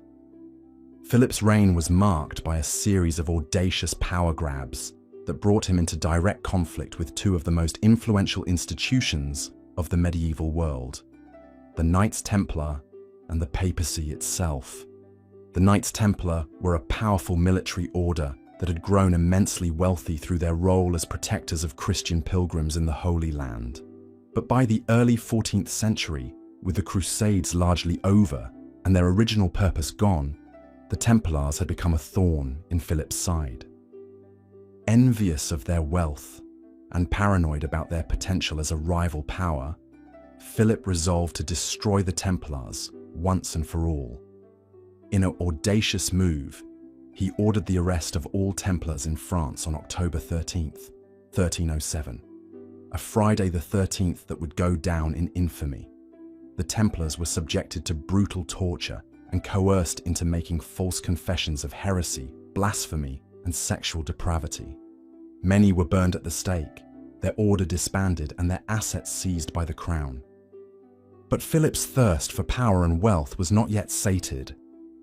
He soon found himself embroiled in a bitter feud with Pope Boniface VIII, who sought to assert the Church's authority over temporal rulers like Philip. In a shocking display of defiance, Philip had the elderly pontiff kidnapped and beaten, an act that left Boniface broken and humiliated. Though the Pope escaped and excommunicated Philip, he died shortly thereafter, leaving the French king to install a more pliant pope of his own choosing. Philip's heavy-handed treatment of the Church and his shameless looting of the Templars' wealth may have won him few friends, but it undoubtedly made him one of the most feared and formidable rulers of his age. His ruthless consolidation of power laid the groundwork for the rise of the French monarchy as a centralized, absolute authority, a legacy that would endure for centuries to come. But Philip was not content to merely crush his rivals and enrich himself at the expense of others. He was also responsible for one of the most shameful episodes in medieval French history, the expulsion of the Jews in 1306. Seeking to bolster his depleted treasury, Philip ordered the arrest of all Jews in his kingdom, seizing their property and assets and forcing them to leave the country under pain of death. It was a cruel and cynical move, one that uprooted entire communities and inflicted untold suffering on thousands of innocent people. But for Philip, it was simply another means to an end, a way to line his pockets and tighten his grip on power, no matter the human cost. As we reflect on the life and legacy of this most controversial of French kings, it's hard not to be struck by the sheer audacity of his actions. In an age when the Church reigned supreme and the power of kings was still constrained by feudal obligations, Philip IV stood out as a ruler who dared to challenge the established order and who almost always emerged victorious. But at what cost? The suppression of the Templars, the humiliation of the papacy, the expulsion of the Jews, these were not the acts of a just or benevolent ruler, but rather the desperate gambits of a man consumed by his own ambition and greed. In his quest for power and wealth, Philip IV left a trail of destruction and suffering in his wake, one that would cast a long shadow over the history of medieval France. As we continue our journey through the annals of controversial kings, we'll encounter more rulers like Philip, men who wielded their power with a ruthless and often reckless abandon, leaving behind a complicated and often troubling legacy. But perhaps none would match the sheer brutality and bloodshed of our next subject, a Castilian king whose cruelty knew no bounds, and whose very name would become synonymous with terror and tyranny. Pedro I of Castile, known to history as Pedro the Cruel, was a king who seemed to revel in violence and mayhem. Born in 1334, he came to the throne at the tender age of 16. But any hopes that his youth might temper his ruthless streak were quickly dashed. From the very beginning of his reign, Pedro showed himself to be a ruler with a sadistic streak, one who took pleasure in the suffering of others. One of the most notorious episodes of Pedro's reign came early on, when he ordered the execution of his own illegitimate half-brother, Alfonso. The young prince had been a potential rival for the throne, and Pedro wasted no time in eliminating the threat. In a grisly display of brutality, Alfonso was suffocated to death with a wet cloth, his lifeless body left to rot in a dungeon. But Pedro's cruelty was not reserved solely for his own family members. He was known to torture and execute his enemies with a sadistic glee, often in the most gruesome and painful ways imaginable. One of his favorite methods was to have his victims tied to a stake and shot with arrows, a slow and agonizing death that could take hours or even days. Pedro's reign was marked by constant warfare and conflict as he sought to expand his territory and crush any opposition to his rule. He found himself embroiled in a long and bitter struggle with his half-brother Henry of Trastamara, who sought to overthrow him and claim the throne for himself. In a twist of fate that seems almost too bizarre to be true, Pedro even managed to drag England into his conflicts. He allied himself with the English during the early stages of the 100 Years' War, hoping to use their support to bolster his own position. But the alliance was short-lived, and Pedro soon found himself facing off against the very forces he had once counted as allies. Despite his brutality and his many enemies, Pedro managed to cling to power for nearly 2 decades. But his luck finally ran out in 1369, when he was cornered and killed by his half-brother Henry in a dramatic showdown at the castle of Montiel. In a fitting end for a king known for his cruelty, Pedro was stabbed to death by his own brother. His reign of terror finally brought to an end. But even in death, Pedro's legacy would prove to be a controversial one. For some, he was a tyrant and a monster, a king whose cruelty knew no bounds and who left a trail of blood and destruction in his wake. But for others, he was a strong and decisive ruler, one who was willing to do whatever it took to maintain his grip on power and keep his enemies at bay. Regardless of how one chooses to view him, there can be no denying that Pedro I of Castile was one of the most controversial kings of the medieval era, a ruler whose brutality and savagery would echo through the ages, forever cementing his place in the annals of history's most notorious monarchs. As we move on to our next subject, we find ourselves in the far reaches of Northern Europe, in the Kingdom of Sweden. There, in the 16th century, another controversial king would make his mark on history, not through brutality and bloodshed, but through a reign marked by madness, paranoia, and delusions of grandeur. Eric XIV of Sweden was a king who seemed to have it all: good looks, intelligence, and a progressive mindset that set him apart from many of his contemporaries. But beneath the surface, Eric was a deeply troubled man, one whose grip on reality would slowly but surely unravel over the course of his reign. From the very beginning, there were signs that all was not well with the young king. He was prone to sudden fits of rage and paranoia, lashing out at those around him and seeing conspiracies and plots at every turn. He became increasingly erratic and unpredictable, his behavior growing more and more bizarre with each passing year. One of the most famous episodes of Eric's reign came in 1567, when he launched an ill-fated campaign to win the hand of Elizabeth I of England in marriage. Despite being rebuffed by the English Queen, Eric became convinced that she was secretly in love with him, and he grew increasingly obsessed with the idea of making her his bride. In a desperate attempt to win her favor, Eric began to shower Elizabeth with lavish gifts and love letters, pouring vast sums of money into the effort. He even went so far as to send a group of his most trusted advisors to England to plead his case in person, a move that backfired spectacularly when the delegation was promptly arrested and imprisoned by the English authorities. But Eric's delusions of grandeur were not limited to his romantic pursuits. He became increasingly convinced that he was a divine figure, chosen by God to rule over Sweden and the world beyond.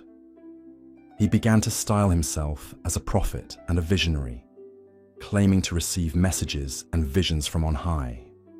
As his behavior grew more and more erratic, those around Eric began to fear for his sanity and for the stability of the kingdom itself. In 1568, a group of nobles led by his own brother John staged a coup, forcing Eric to abdicate the throne and imprisoning him in a castle.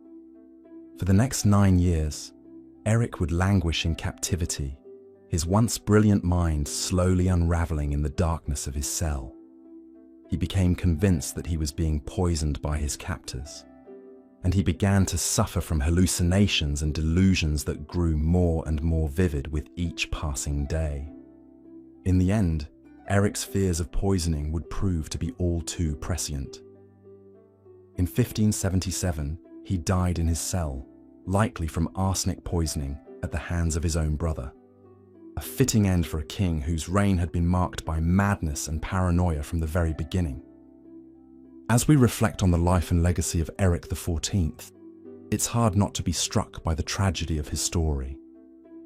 Here was a man who had everything going for him: intelligence, good looks, and a progressive mindset that could have made him one of the great rulers of his age. But instead, he was undone by his own inner demons, his brilliant mind slowly unraveling until there was nothing left but madness and despair. In the end, Eric XIV stands as a cautionary tale, a reminder of the fragility of the human mind and of the terrible toll that unchecked mental illness can take on even the most promising of individuals. His story is a tragedy in every sense of the word, a life cut short by forces beyond his control, and a legacy forever tainted by the spectre of madness and delusion. As we come to the end of our journey through the lives of some of medieval history's most controversial kings, it's hard not to be struck by the sheer complexity and contradictions of these fascinating figures. From the ruthless ambition of Philip IV to the sadistic cruelty of Pedro the Cruel, from the reckless defiance of John Lackland to the tragic madness of Eric XIV. These were men who left an indelible mark on their times, for better or for worse. In many ways, the stories of these kings serve as a reminder of the incredible power and influence that medieval monarchs wielded over their subjects, and of the often dire consequences that could result when that power was abused or misused. These were men who held the fate of entire nations in their hands, whose whims and desires could mean the difference between life and death for countless thousands of people. And yet, for all their power and influence, these kings were also deeply human, flawed, fallible, and often driven by the same desires and weaknesses that afflict us all. In their triumphs and their failures, their brilliance and their madness, they serve as a reminder of the incredible complexity of the human experience and of the enduring fascination that we hold for those who have shaped the course of history. As we look back on the lives of these controversial kings, it's important to remember that their stories are not just tales of individual triumph or tragedy, but rather part of a much larger tapestry, a complex web of political, social, and cultural forces that shaped the course of medieval Europe and beyond. In the end, these kings were as much products of their times as they were shapers of them, born into a world of incredible change and upheaval, and forced to navigate the treacherous currents of power and ambition that swirled around them. And so, as we bid farewell to the likes of William Rufus, John Lackland, Philip IV, Pedro the Cruel, Eric XIV, and Henry VIII, let us remember them not just as individual figures, but as part of a much larger story, a story of power and politics, of faith and betrayal, of love and loss, and everything in between. For in the end, it is through the lives of these kings, and the countless others who came before and after them, that we can begin to understand the rich and endlessly fascinating history of the medieval world in all its complexity and contradictions.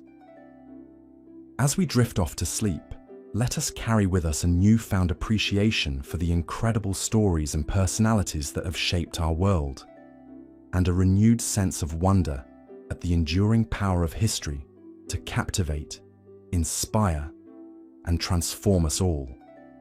For in the end, it is through the study of the past that we can begin to make sense of the present, and to dream of a future that is brighter, bolder, and more beautiful than anything that has come before. As we've seen, the reign of John Lackland was marked by military losses, oppressive taxation, and tense conflicts with the nobility that ultimately led to the signing of the Magna Carta in 1215. This groundbreaking document placed unprecedented limits on royal authority and laid the foundation for constitutional law in England. While the Magna Carta didn't immediately solve the issues of John's tumultuous rule, it planted the seeds of change that would gradually transform the relationship between the monarchy and the people.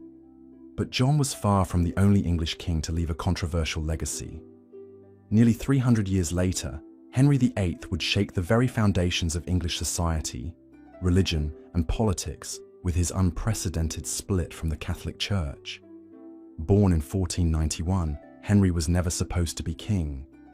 But when his older brother Arthur died unexpectedly, Henry suddenly found himself as the heir to the throne at just 10 years old. From a young age, Henry was known for his intelligence, charisma, and athletic prowess. He excelled at sports like jousting and tennis, and was also a talented musician and composer.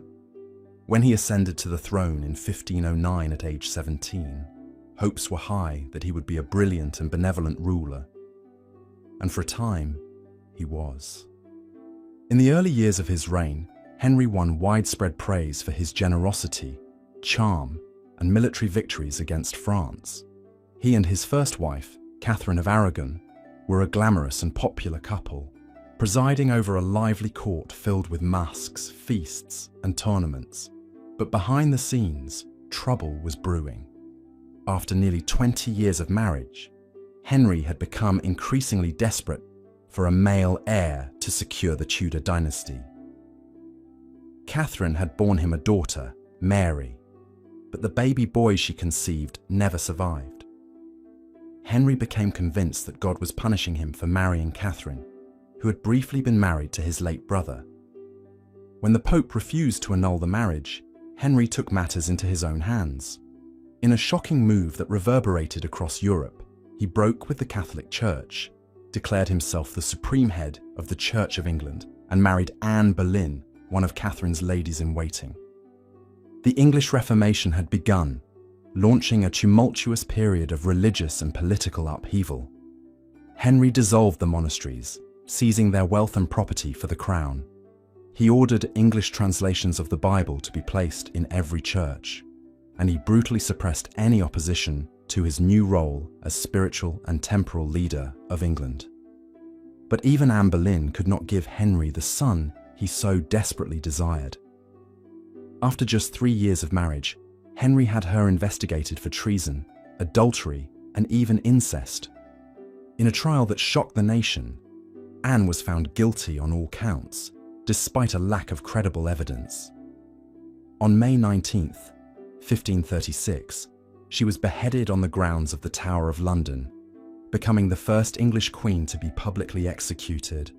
Henry would go on to marry 4 more times, with each wife suffering her own tragic fate. His third wife, Jane Seymour, finally bore him the longed-for male heir, Prince Edward, but died just days after childbirth. Anne of Cleves was rejected for her looks and quickly discarded. Young Catherine Howard was beheaded for adultery, although she was likely the victim of sexual abuse. and Catherine Parr narrowly escaped a plot against her for her Protestant sympathies. Through it all, Henry continued his harsh persecution of both Protestants and Catholics who refused to submit to his authority. Scores were executed for heresy, including his longtime friend and advisor, Thomas More. The dissolution of the monasteries led to widespread poverty and unrest, and Henry's lavish spending and costly foreign wars drained the royal treasury, forcing him to debase the currency. By the time Henry VIII died in 1547, he had transformed England forever. The Protestant Reformation was firmly entrenched, even if his young son Edward VI would take it in an even more radically Protestant direction. The monarchy had assumed unprecedented power over religious and political life, and the excesses and instability of Henry's reign foreshadowed the struggles that would eventually lead to the English Civil War. Today, Henry VIII is remembered as one of the most consequential and controversial kings in English history, a man of great appetites and ambition, who let nothing stand in the way of his desire for power, pleasure, and progeny. His legacy endures in the Anglican Church, the splendor of his many palaces, and the lurid tales of his 6 marriages that have captured the popular imagination for centuries. As we reflect on the tumultuous lives and shocking deeds of medieval kings like Henry VIII, it's hard not to be struck by the strange mix of brutality and brilliance that characterized so many of their reigns. On the one hand, these men wielded enormous power and prestige, shaping the course of history through their policies, conquests, and patronage of the arts and sciences. But on the other hand, they were often driven by their own unchecked desires and delusions, leaving a trail of bloodshed, scandal, and tyranny in their wake.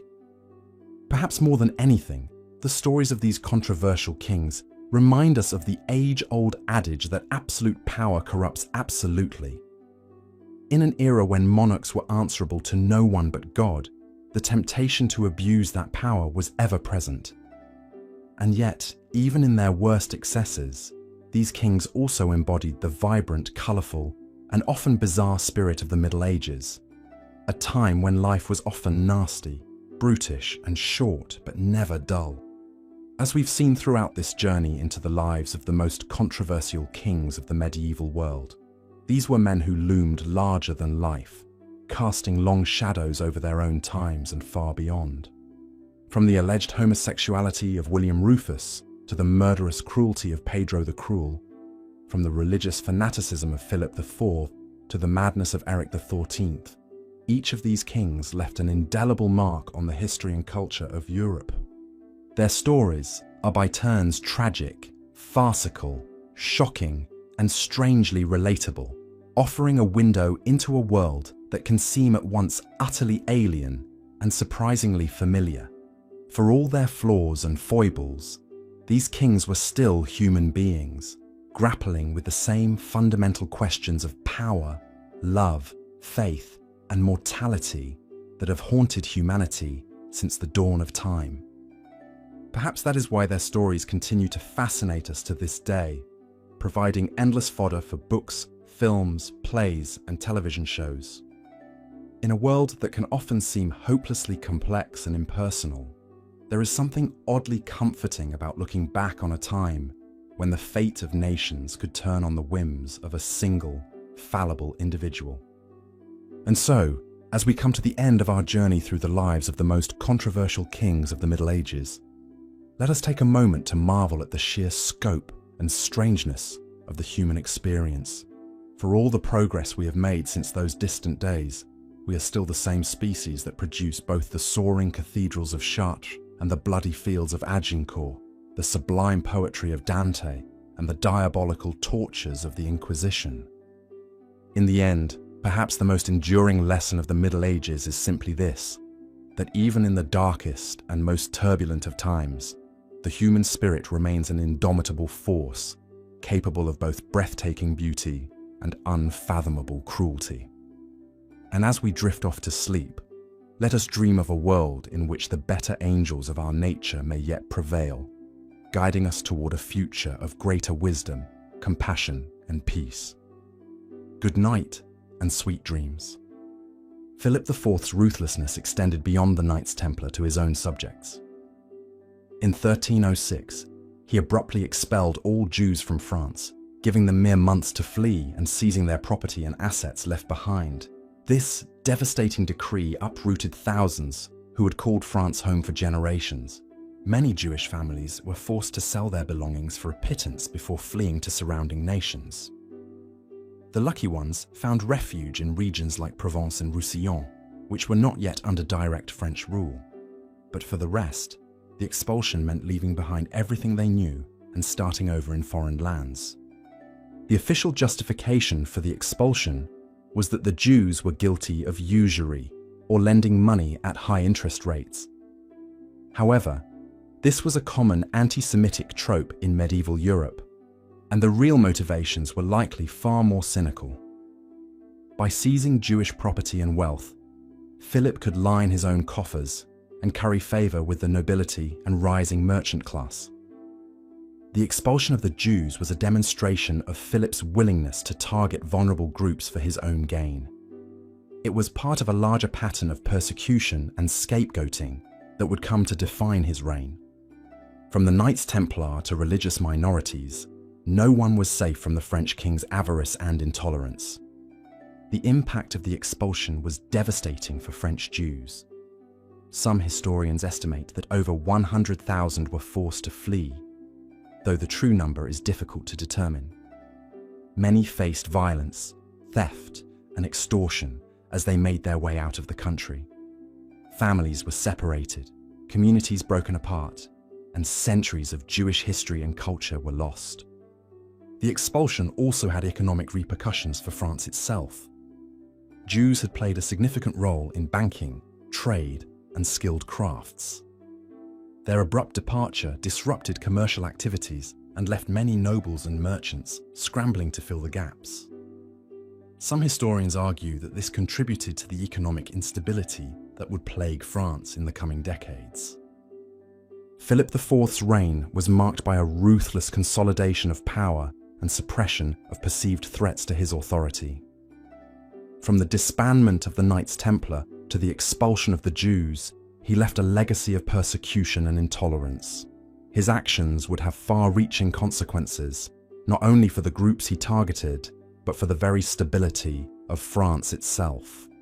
As we move on to our next controversial king, Pedro I of Castile, we see a similar pattern of brutality and tyranny. Pedro, known as the Cruel, lived up to his nickname through a reign marked by violence, paranoia, and political turmoil. Born in 1334, Pedro was the son of Alfonso XI of Castile and Maria of Portugal. He ascended to the throne at the age of 15, after the death of his father from the Black Death. From the beginning, Pedro's reign was marred by conflict and instability.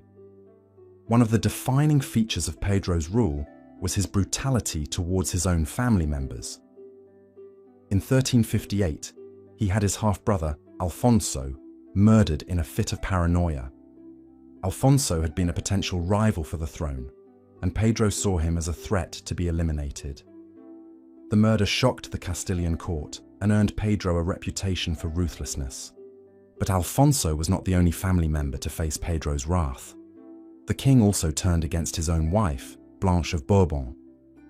The marriage had been arranged for political reasons, but Pedro quickly abandoned Blanche in favor of his mistress, Maria de Padilla. He had Blanche imprisoned and eventually killed, an act that scandalized medieval Europe. Pedro's cruelty extended beyond his own family to his subjects as well.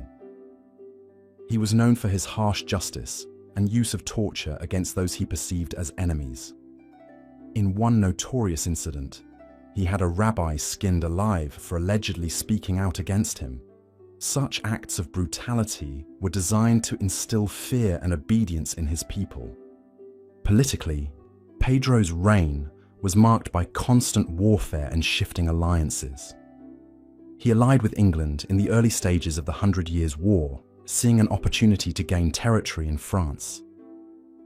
However, This alliance proved disastrous when the English were defeated at the Battle of Poitiers in 1356. Pedro also faced opposition from within his own kingdom. Many nobles resented his centralization of power and erosion of their traditional privileges. In 1366, a group of rebels led by Pedro's half-brother Henry of Trastamara launched a civil war to overthrow him. The conflict would drag on for years, with Pedro eventually seeking aid from England once again. In a twist of fate, it was Henry who would ultimately emerge victorious. In 1369, with the backing of the French, he defeated Pedro's forces and claimed the Castilian throne for himself. Pedro was forced to flee, seeking refuge with his ally, the Black Prince of England. But even in exile, Pedro could not escape his violent end. In 1369, he was lured to a meeting with Henry under the guise of reconciliation. There, in the castle of Montiel, he was stabbed to death by his half-brother, ending his bloody and tumultuous reign. The lurid details of Pedro's assassination only added to his notorious reputation. According to some accounts, he was found in his bedchamber with his mistress when Henry's men burst in. The two half-brothers grappled on the floor before Henry delivered the fatal blow, stabbing Pedro multiple times. Pedro's death marked the end of a reign defined by cruelty, paranoia, and political instability. His legacy would be one of a tyrant who brutalized his own family and subjects in a ruthless quest for power. The civil war that ended his rule left Castile weakened and divided, setting the stage for further conflicts in the years to come. As we reflect on the reigns of kings like Philip IV and Pedro I, we see the dark side of medieval monarchy laid bare. These were rulers who wielded immense power with few checks or balances, able to inflict suffering and terror on a whim. Their stories serve as cautionary tales about the dangers of unchecked authority and the human capacity for cruelty. But even as we recoil at their actions, we must also remember the larger historical context in which they lived. The medieval world was one of constant warfare, religious strife, and political upheaval. Kings like Philip and Pedro were products of their time, shaped by the brutal realities of their era.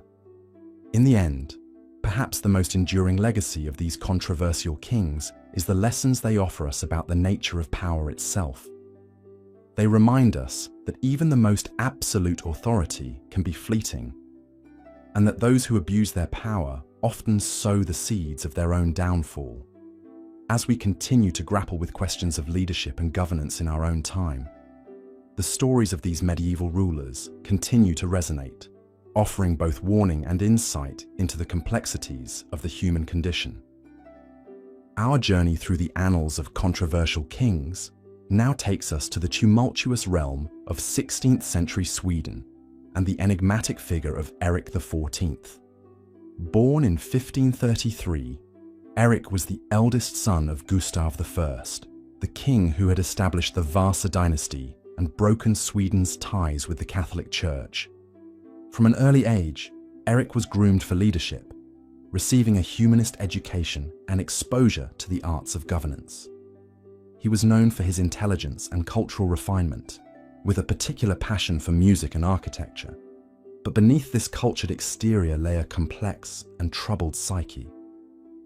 As he ascended to the throne in 1560, Eric brought a mix of progressive ideas and personal instability to his reign.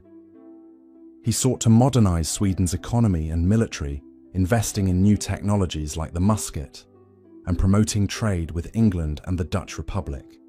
He also pursued an ambitious foreign policy, seeking to expand Swedish influence in the Baltic region. But even as he implemented these forward-thinking policies, Eric's rule was plagued by his own paranoia and delusions. He became increasingly convinced that he was surrounded by conspirators and enemies, seeing threats in even his closest advisors and family members. One of the most bizarre episodes of Eric's reign was his elaborate courtship of Elizabeth I of England. The Swedish king became fixated on the idea of marrying the Virgin Queen, seeing it as a way to secure a powerful ally and boost his own prestige. He bombarded Elizabeth with letters and gifts, even commissioning a lavish portrait of himself to send to her court. But Elizabeth, ever the shrewd political operator, kept Eric at arm's length. She entertained his overtures, but never committed to a marriage, using the prospect as a bargaining chip in her diplomatic maneuverings. For Eric, the rejection was a bitter blow to his ego and a source of deep embarrassment. As his reign wore on, Eric's behavior grew increasingly erratic and violent. He became prone to fits of rage and paranoia, lashing out at those around him. In 1567, he ordered the imprisonment and execution of several members of the powerful Stuart family, whom he accused of plotting against him. The Stuart murders, as they came to be known, shocked the Swedish nobility and fueled a growing opposition to Eric's rule. Many saw the king as a dangerous and unstable tyrant, unfit to lead the nation. In 1568, a group of nobles led by Eric's own brother John staged a coup and removed him from the throne. Eric's fall from power was as dramatic as his reign itself. He was imprisoned in a series of castles, moved from one location to another as his captors feared he might escape or inspire a revolt. In his confinement, he descended further into madness, plagued by hallucinations and delusions of grandeur. In 1577, after 9 years in captivity, Eric died in the castle of Urbyhus. The official cause of death was listed as dysentery, but rumours swirled that he had been poisoned on the orders of his brother, now King John III. The true circumstances of his demise remain a mystery to this day. Eric XIV's reign was a study in contrasts, a forward-thinking monarch undone by his own paranoia and instability. His story reminds us of the precariousness of power in the medieval world, where even the most promising rulers could fall victim to their own demons and the machinations of their rivals. As we reflect on Eric's tragic tale, we are reminded of the heavy burden of leadership in any era. The pressures of power can warp even the most brilliant minds, turning visionaries into tyrants and reformers into madmen. It is a cautionary tale about the dangers of unchecked authority and the fragility of the human psyche. But even in his downfall, Eric XIV remains a fascinating figure, a man ahead of his time in many ways, yet ultimately consumed by his own flaws and fears. His legacy is one of both promise and tragedy, a reminder of the complexities and contradictions that define the human experience. From the icy forests of Sweden, our journey through the annals of controversial kings now takes us to the foggy shores of medieval England and the infamous reign of John, known to history as Lackland. Born in 1166, John was the youngest son of King Henry II, a man whose own legacy was marred by scandal and family strife. Unlike his older brothers, John was not originally groomed for kingship. His nickname, Lackland, referred to his lack of inheritance, as his father had already divided his territories among his elder sons. But fate would intervene in John's favour, or perhaps, as some would argue, to England's great misfortune. John's path to the throne was paved with tragedy and treachery.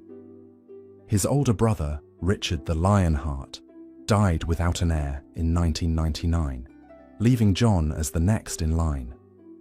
But many of the English nobles preferred John's nephew, Arthur of Brittany, seeing him as a more legitimate claimant. The ensuing power struggle would come to define John's early reign. In 1203, Arthur was captured by John's forces and mysteriously disappeared soon after, with rumours swirling that John had ordered his murder. The incident cast a pall over John's rule from the very beginning, earning him a reputation for ruthlessness and treachery. As king, John faced a host of challenges and controversies. He clashed repeatedly with the English barons, who resented his heavy-handed rule and attempts to curtail their traditional privileges. He also feuded with the powerful Pope Innocent III, who sought to assert the Church's authority over the English crown. The defining moment of John's reign came in 1215, when a group of rebel barons forced him to sign the Magna Carta, a document that would become a cornerstone of English law and a symbol of the limits on royal power. The Charter guaranteed certain rights and freedoms to the nobility and the church, and established the principle that even the king was subject to the rule of law. But John had no intention of abiding by the Magna Carta's terms.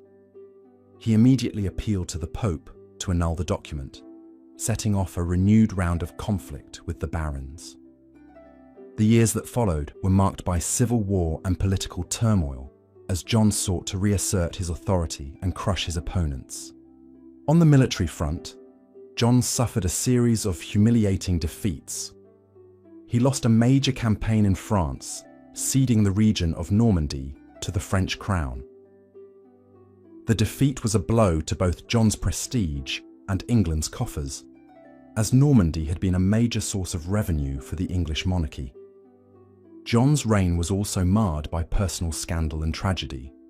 In 1216, his beloved son and heir, Henry, died suddenly at the age of 9. John himself would follow just a year later, succumbing to dysentery while on campaign against the rebel barons. In the centuries that followed, John's reputation would only sink further. He was remembered as a cruel and petty tyrant, a man who had squandered England's wealth and prestige through his own incompetence and vanity. The legendary tale of his losing the crown jewels in a swamp only added to his image as a hapless and foolish ruler. But for all his flaws and failures, John's reign also marked a turning point in English history.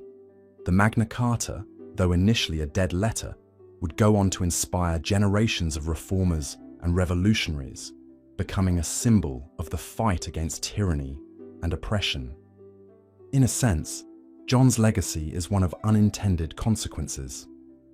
His misrule and abuses of power helped to galvanize opposition to the monarchy and spur the development of English common law and parliamentary government. Without John, there might have been no Magna Carta, no Bill of Rights, no tradition of limited government and individual liberty. Of course, none of this was John's intention. He remained to the end a man consumed by his own greed and insecurity, a cautionary tale of the dangers of unchecked power.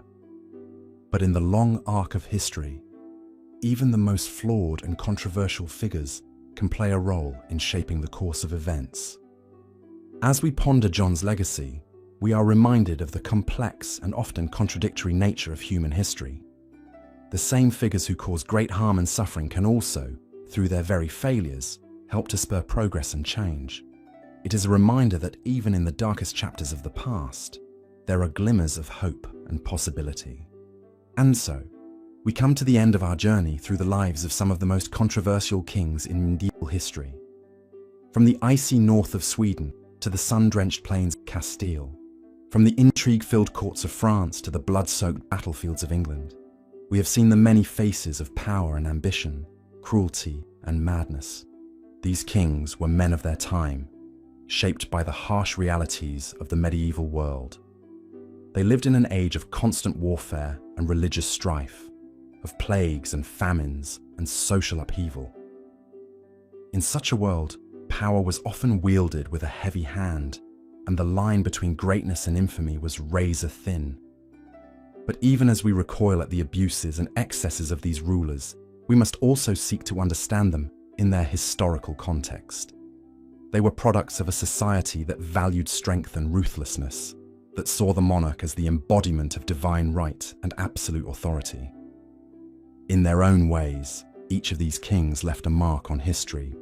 Some, like Eric XIV and John Lackland, are remembered primarily for their failures and misdeeds. Others, like Philip IV and Henry VIII, are more complex figures, men who combined great vision with great cruelty, who reshaped their kingdoms even as they unleashed chaos and suffering. Perhaps the most enduring lesson of these controversial reigns is the danger of unchecked power. When kings are able to rule with impunity, when there are no constraints on their authority or their appetites, the results are often disastrous. We see this in the paranoid purges of Eric XIV, the ruthless persecutions of Philip IV, the bloody tyranny of Pedro the Cruel.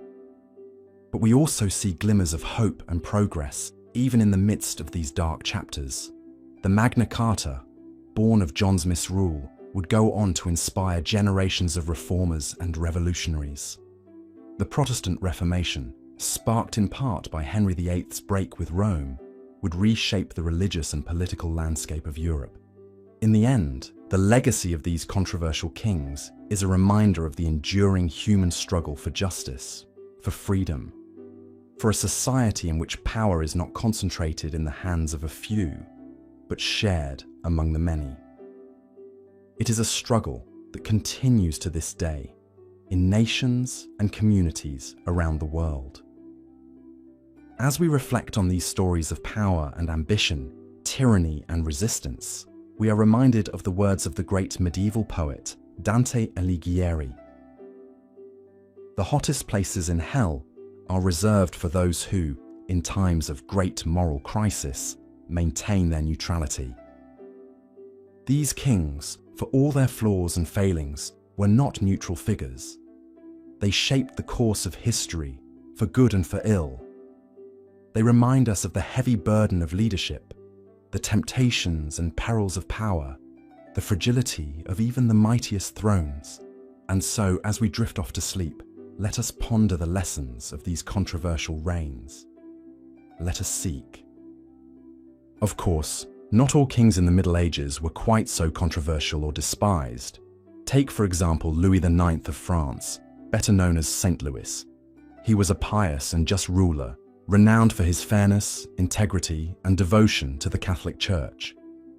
During his reign in the 13th century, Louis IX went to great lengths to root out corruption and deliver righteous verdicts in court cases. He was known to sit under an oak tree to hear the complaints of his subjects directly, making himself accessible to the common people in an unprecedented way for a monarch. Louis IX also had a reputation as a peacemaker, working to resolve conflicts with other rulers through diplomacy rather than warfare whenever possible. He even voluntarily returned some conquered territories to England's Henry III as a gesture of goodwill and fairness. However, Louis IX's deep religiosity also drove him to take a hard line against Jews and heretics in his kingdom. He ordered the burning of Jewish texts, required Jews to wear identifying badges, and supported the Inquisition in France. But perhaps Louis IX is best remembered for leading the 7th and 8th Crusades to the Holy Land. Seen as the ideal Christian king, Louis was deeply committed to the crusading movement. After vowing to go on crusade if he recovered from a serious illness, Louis set out for Egypt in 1248 to strike at the heart of Muslim power. However, his military campaign was a disaster. Louis was defeated in battle, captured, and had to be ransomed for a huge sum.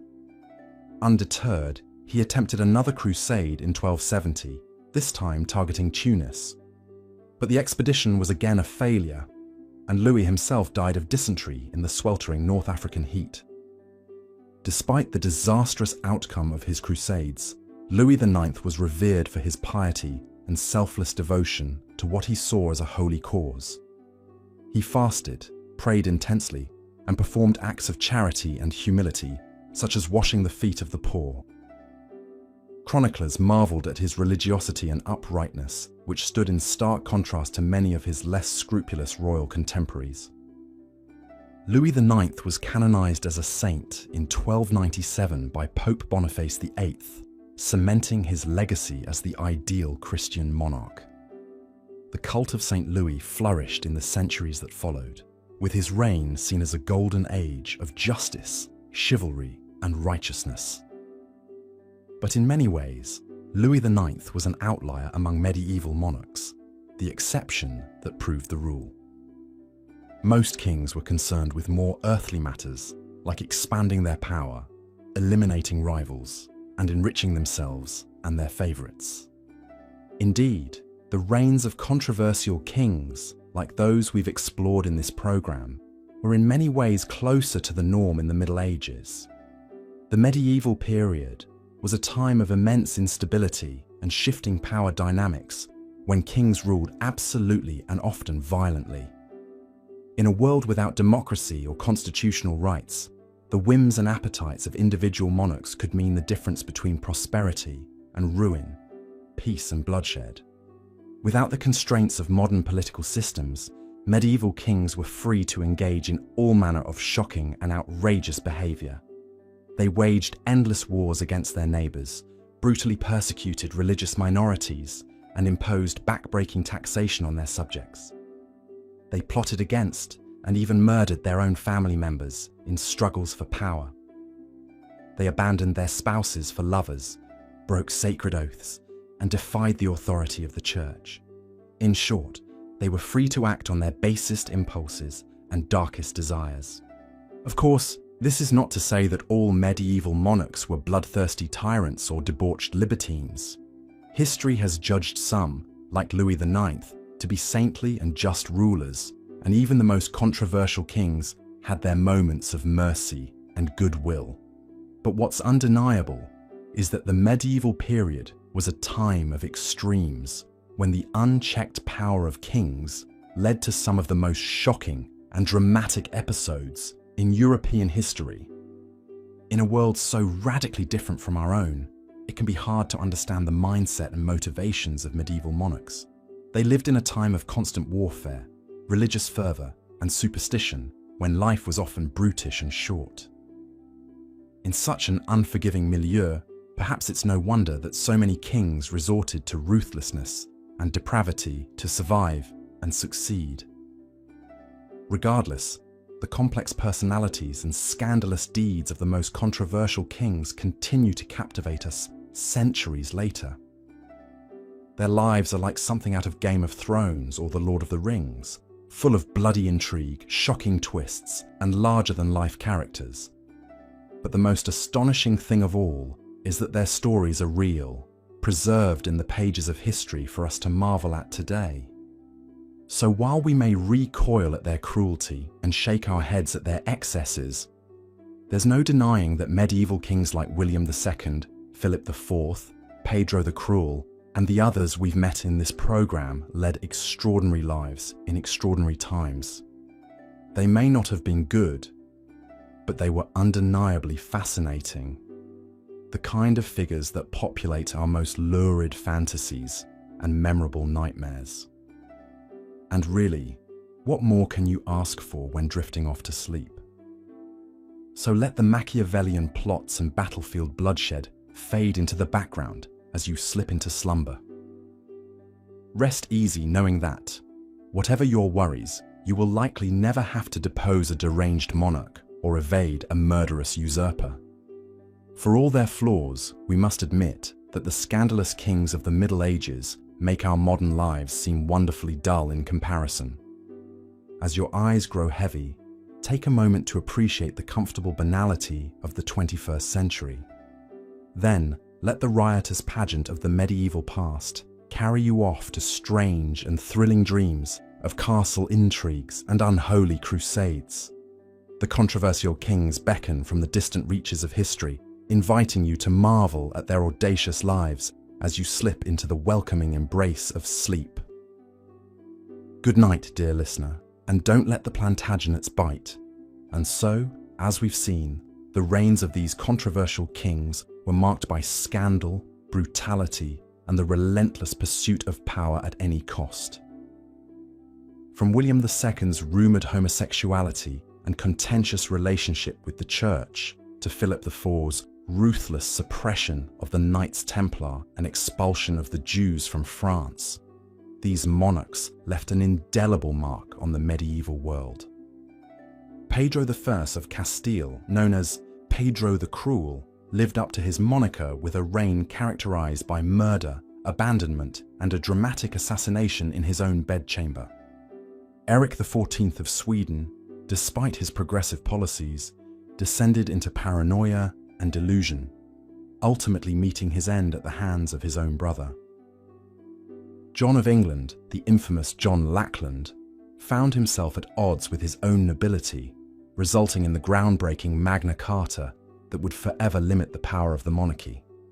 and Henry VIII, perhaps the most famous of all, forever changed the course of English history with his unprecedented split from the Catholic Church and his 6 tumultuous marriages. These kings, for all their faults and controversies, remain endlessly fascinating figures. Their stories are testament to the incredible power and equally incredible corruption that characterized the medieval era. Their legacies continue to resonate to this day, shaping our understanding of politics, religion, and the very nature of power itself. As we come to the end of our journey through the lives of these controversial kings, it's worth reflecting on what their stories can teach us. In many ways, they serve as cautionary tales, reminding us of the dangers of unchecked power and the importance of holding our leaders accountable. At the same time, they offer a glimpse into a world so different from our own, a world where the whims of a single individual could change the course of history. It's a world that can seem almost unbelievable at times, with its tales of murder, betrayal, and larger-than-life personalities. But it's a world that continues to capture our imaginations, centuries after these kings lived and died. Their stories, for all their scandal and controversy, remain as compelling today as they were in their own time. As we drift off to sleep, let us carry with us a newfound appreciation for the rich tapestry of history, woven through with the lives of these extraordinary individuals. Let us remember that even in the darkest of times, there are lessons to be learned and stories to be told. And so, as the curtain falls on our exploration of the most controversial kings in medieval history, I invite you to continue your journey through the fascinating world of the past. If you've enjoyed this video, I encourage you to like and subscribe to never miss an episode. There are so many more stories waiting to be told, so many more characters waiting to be discovered. Until next time, sweet dreams.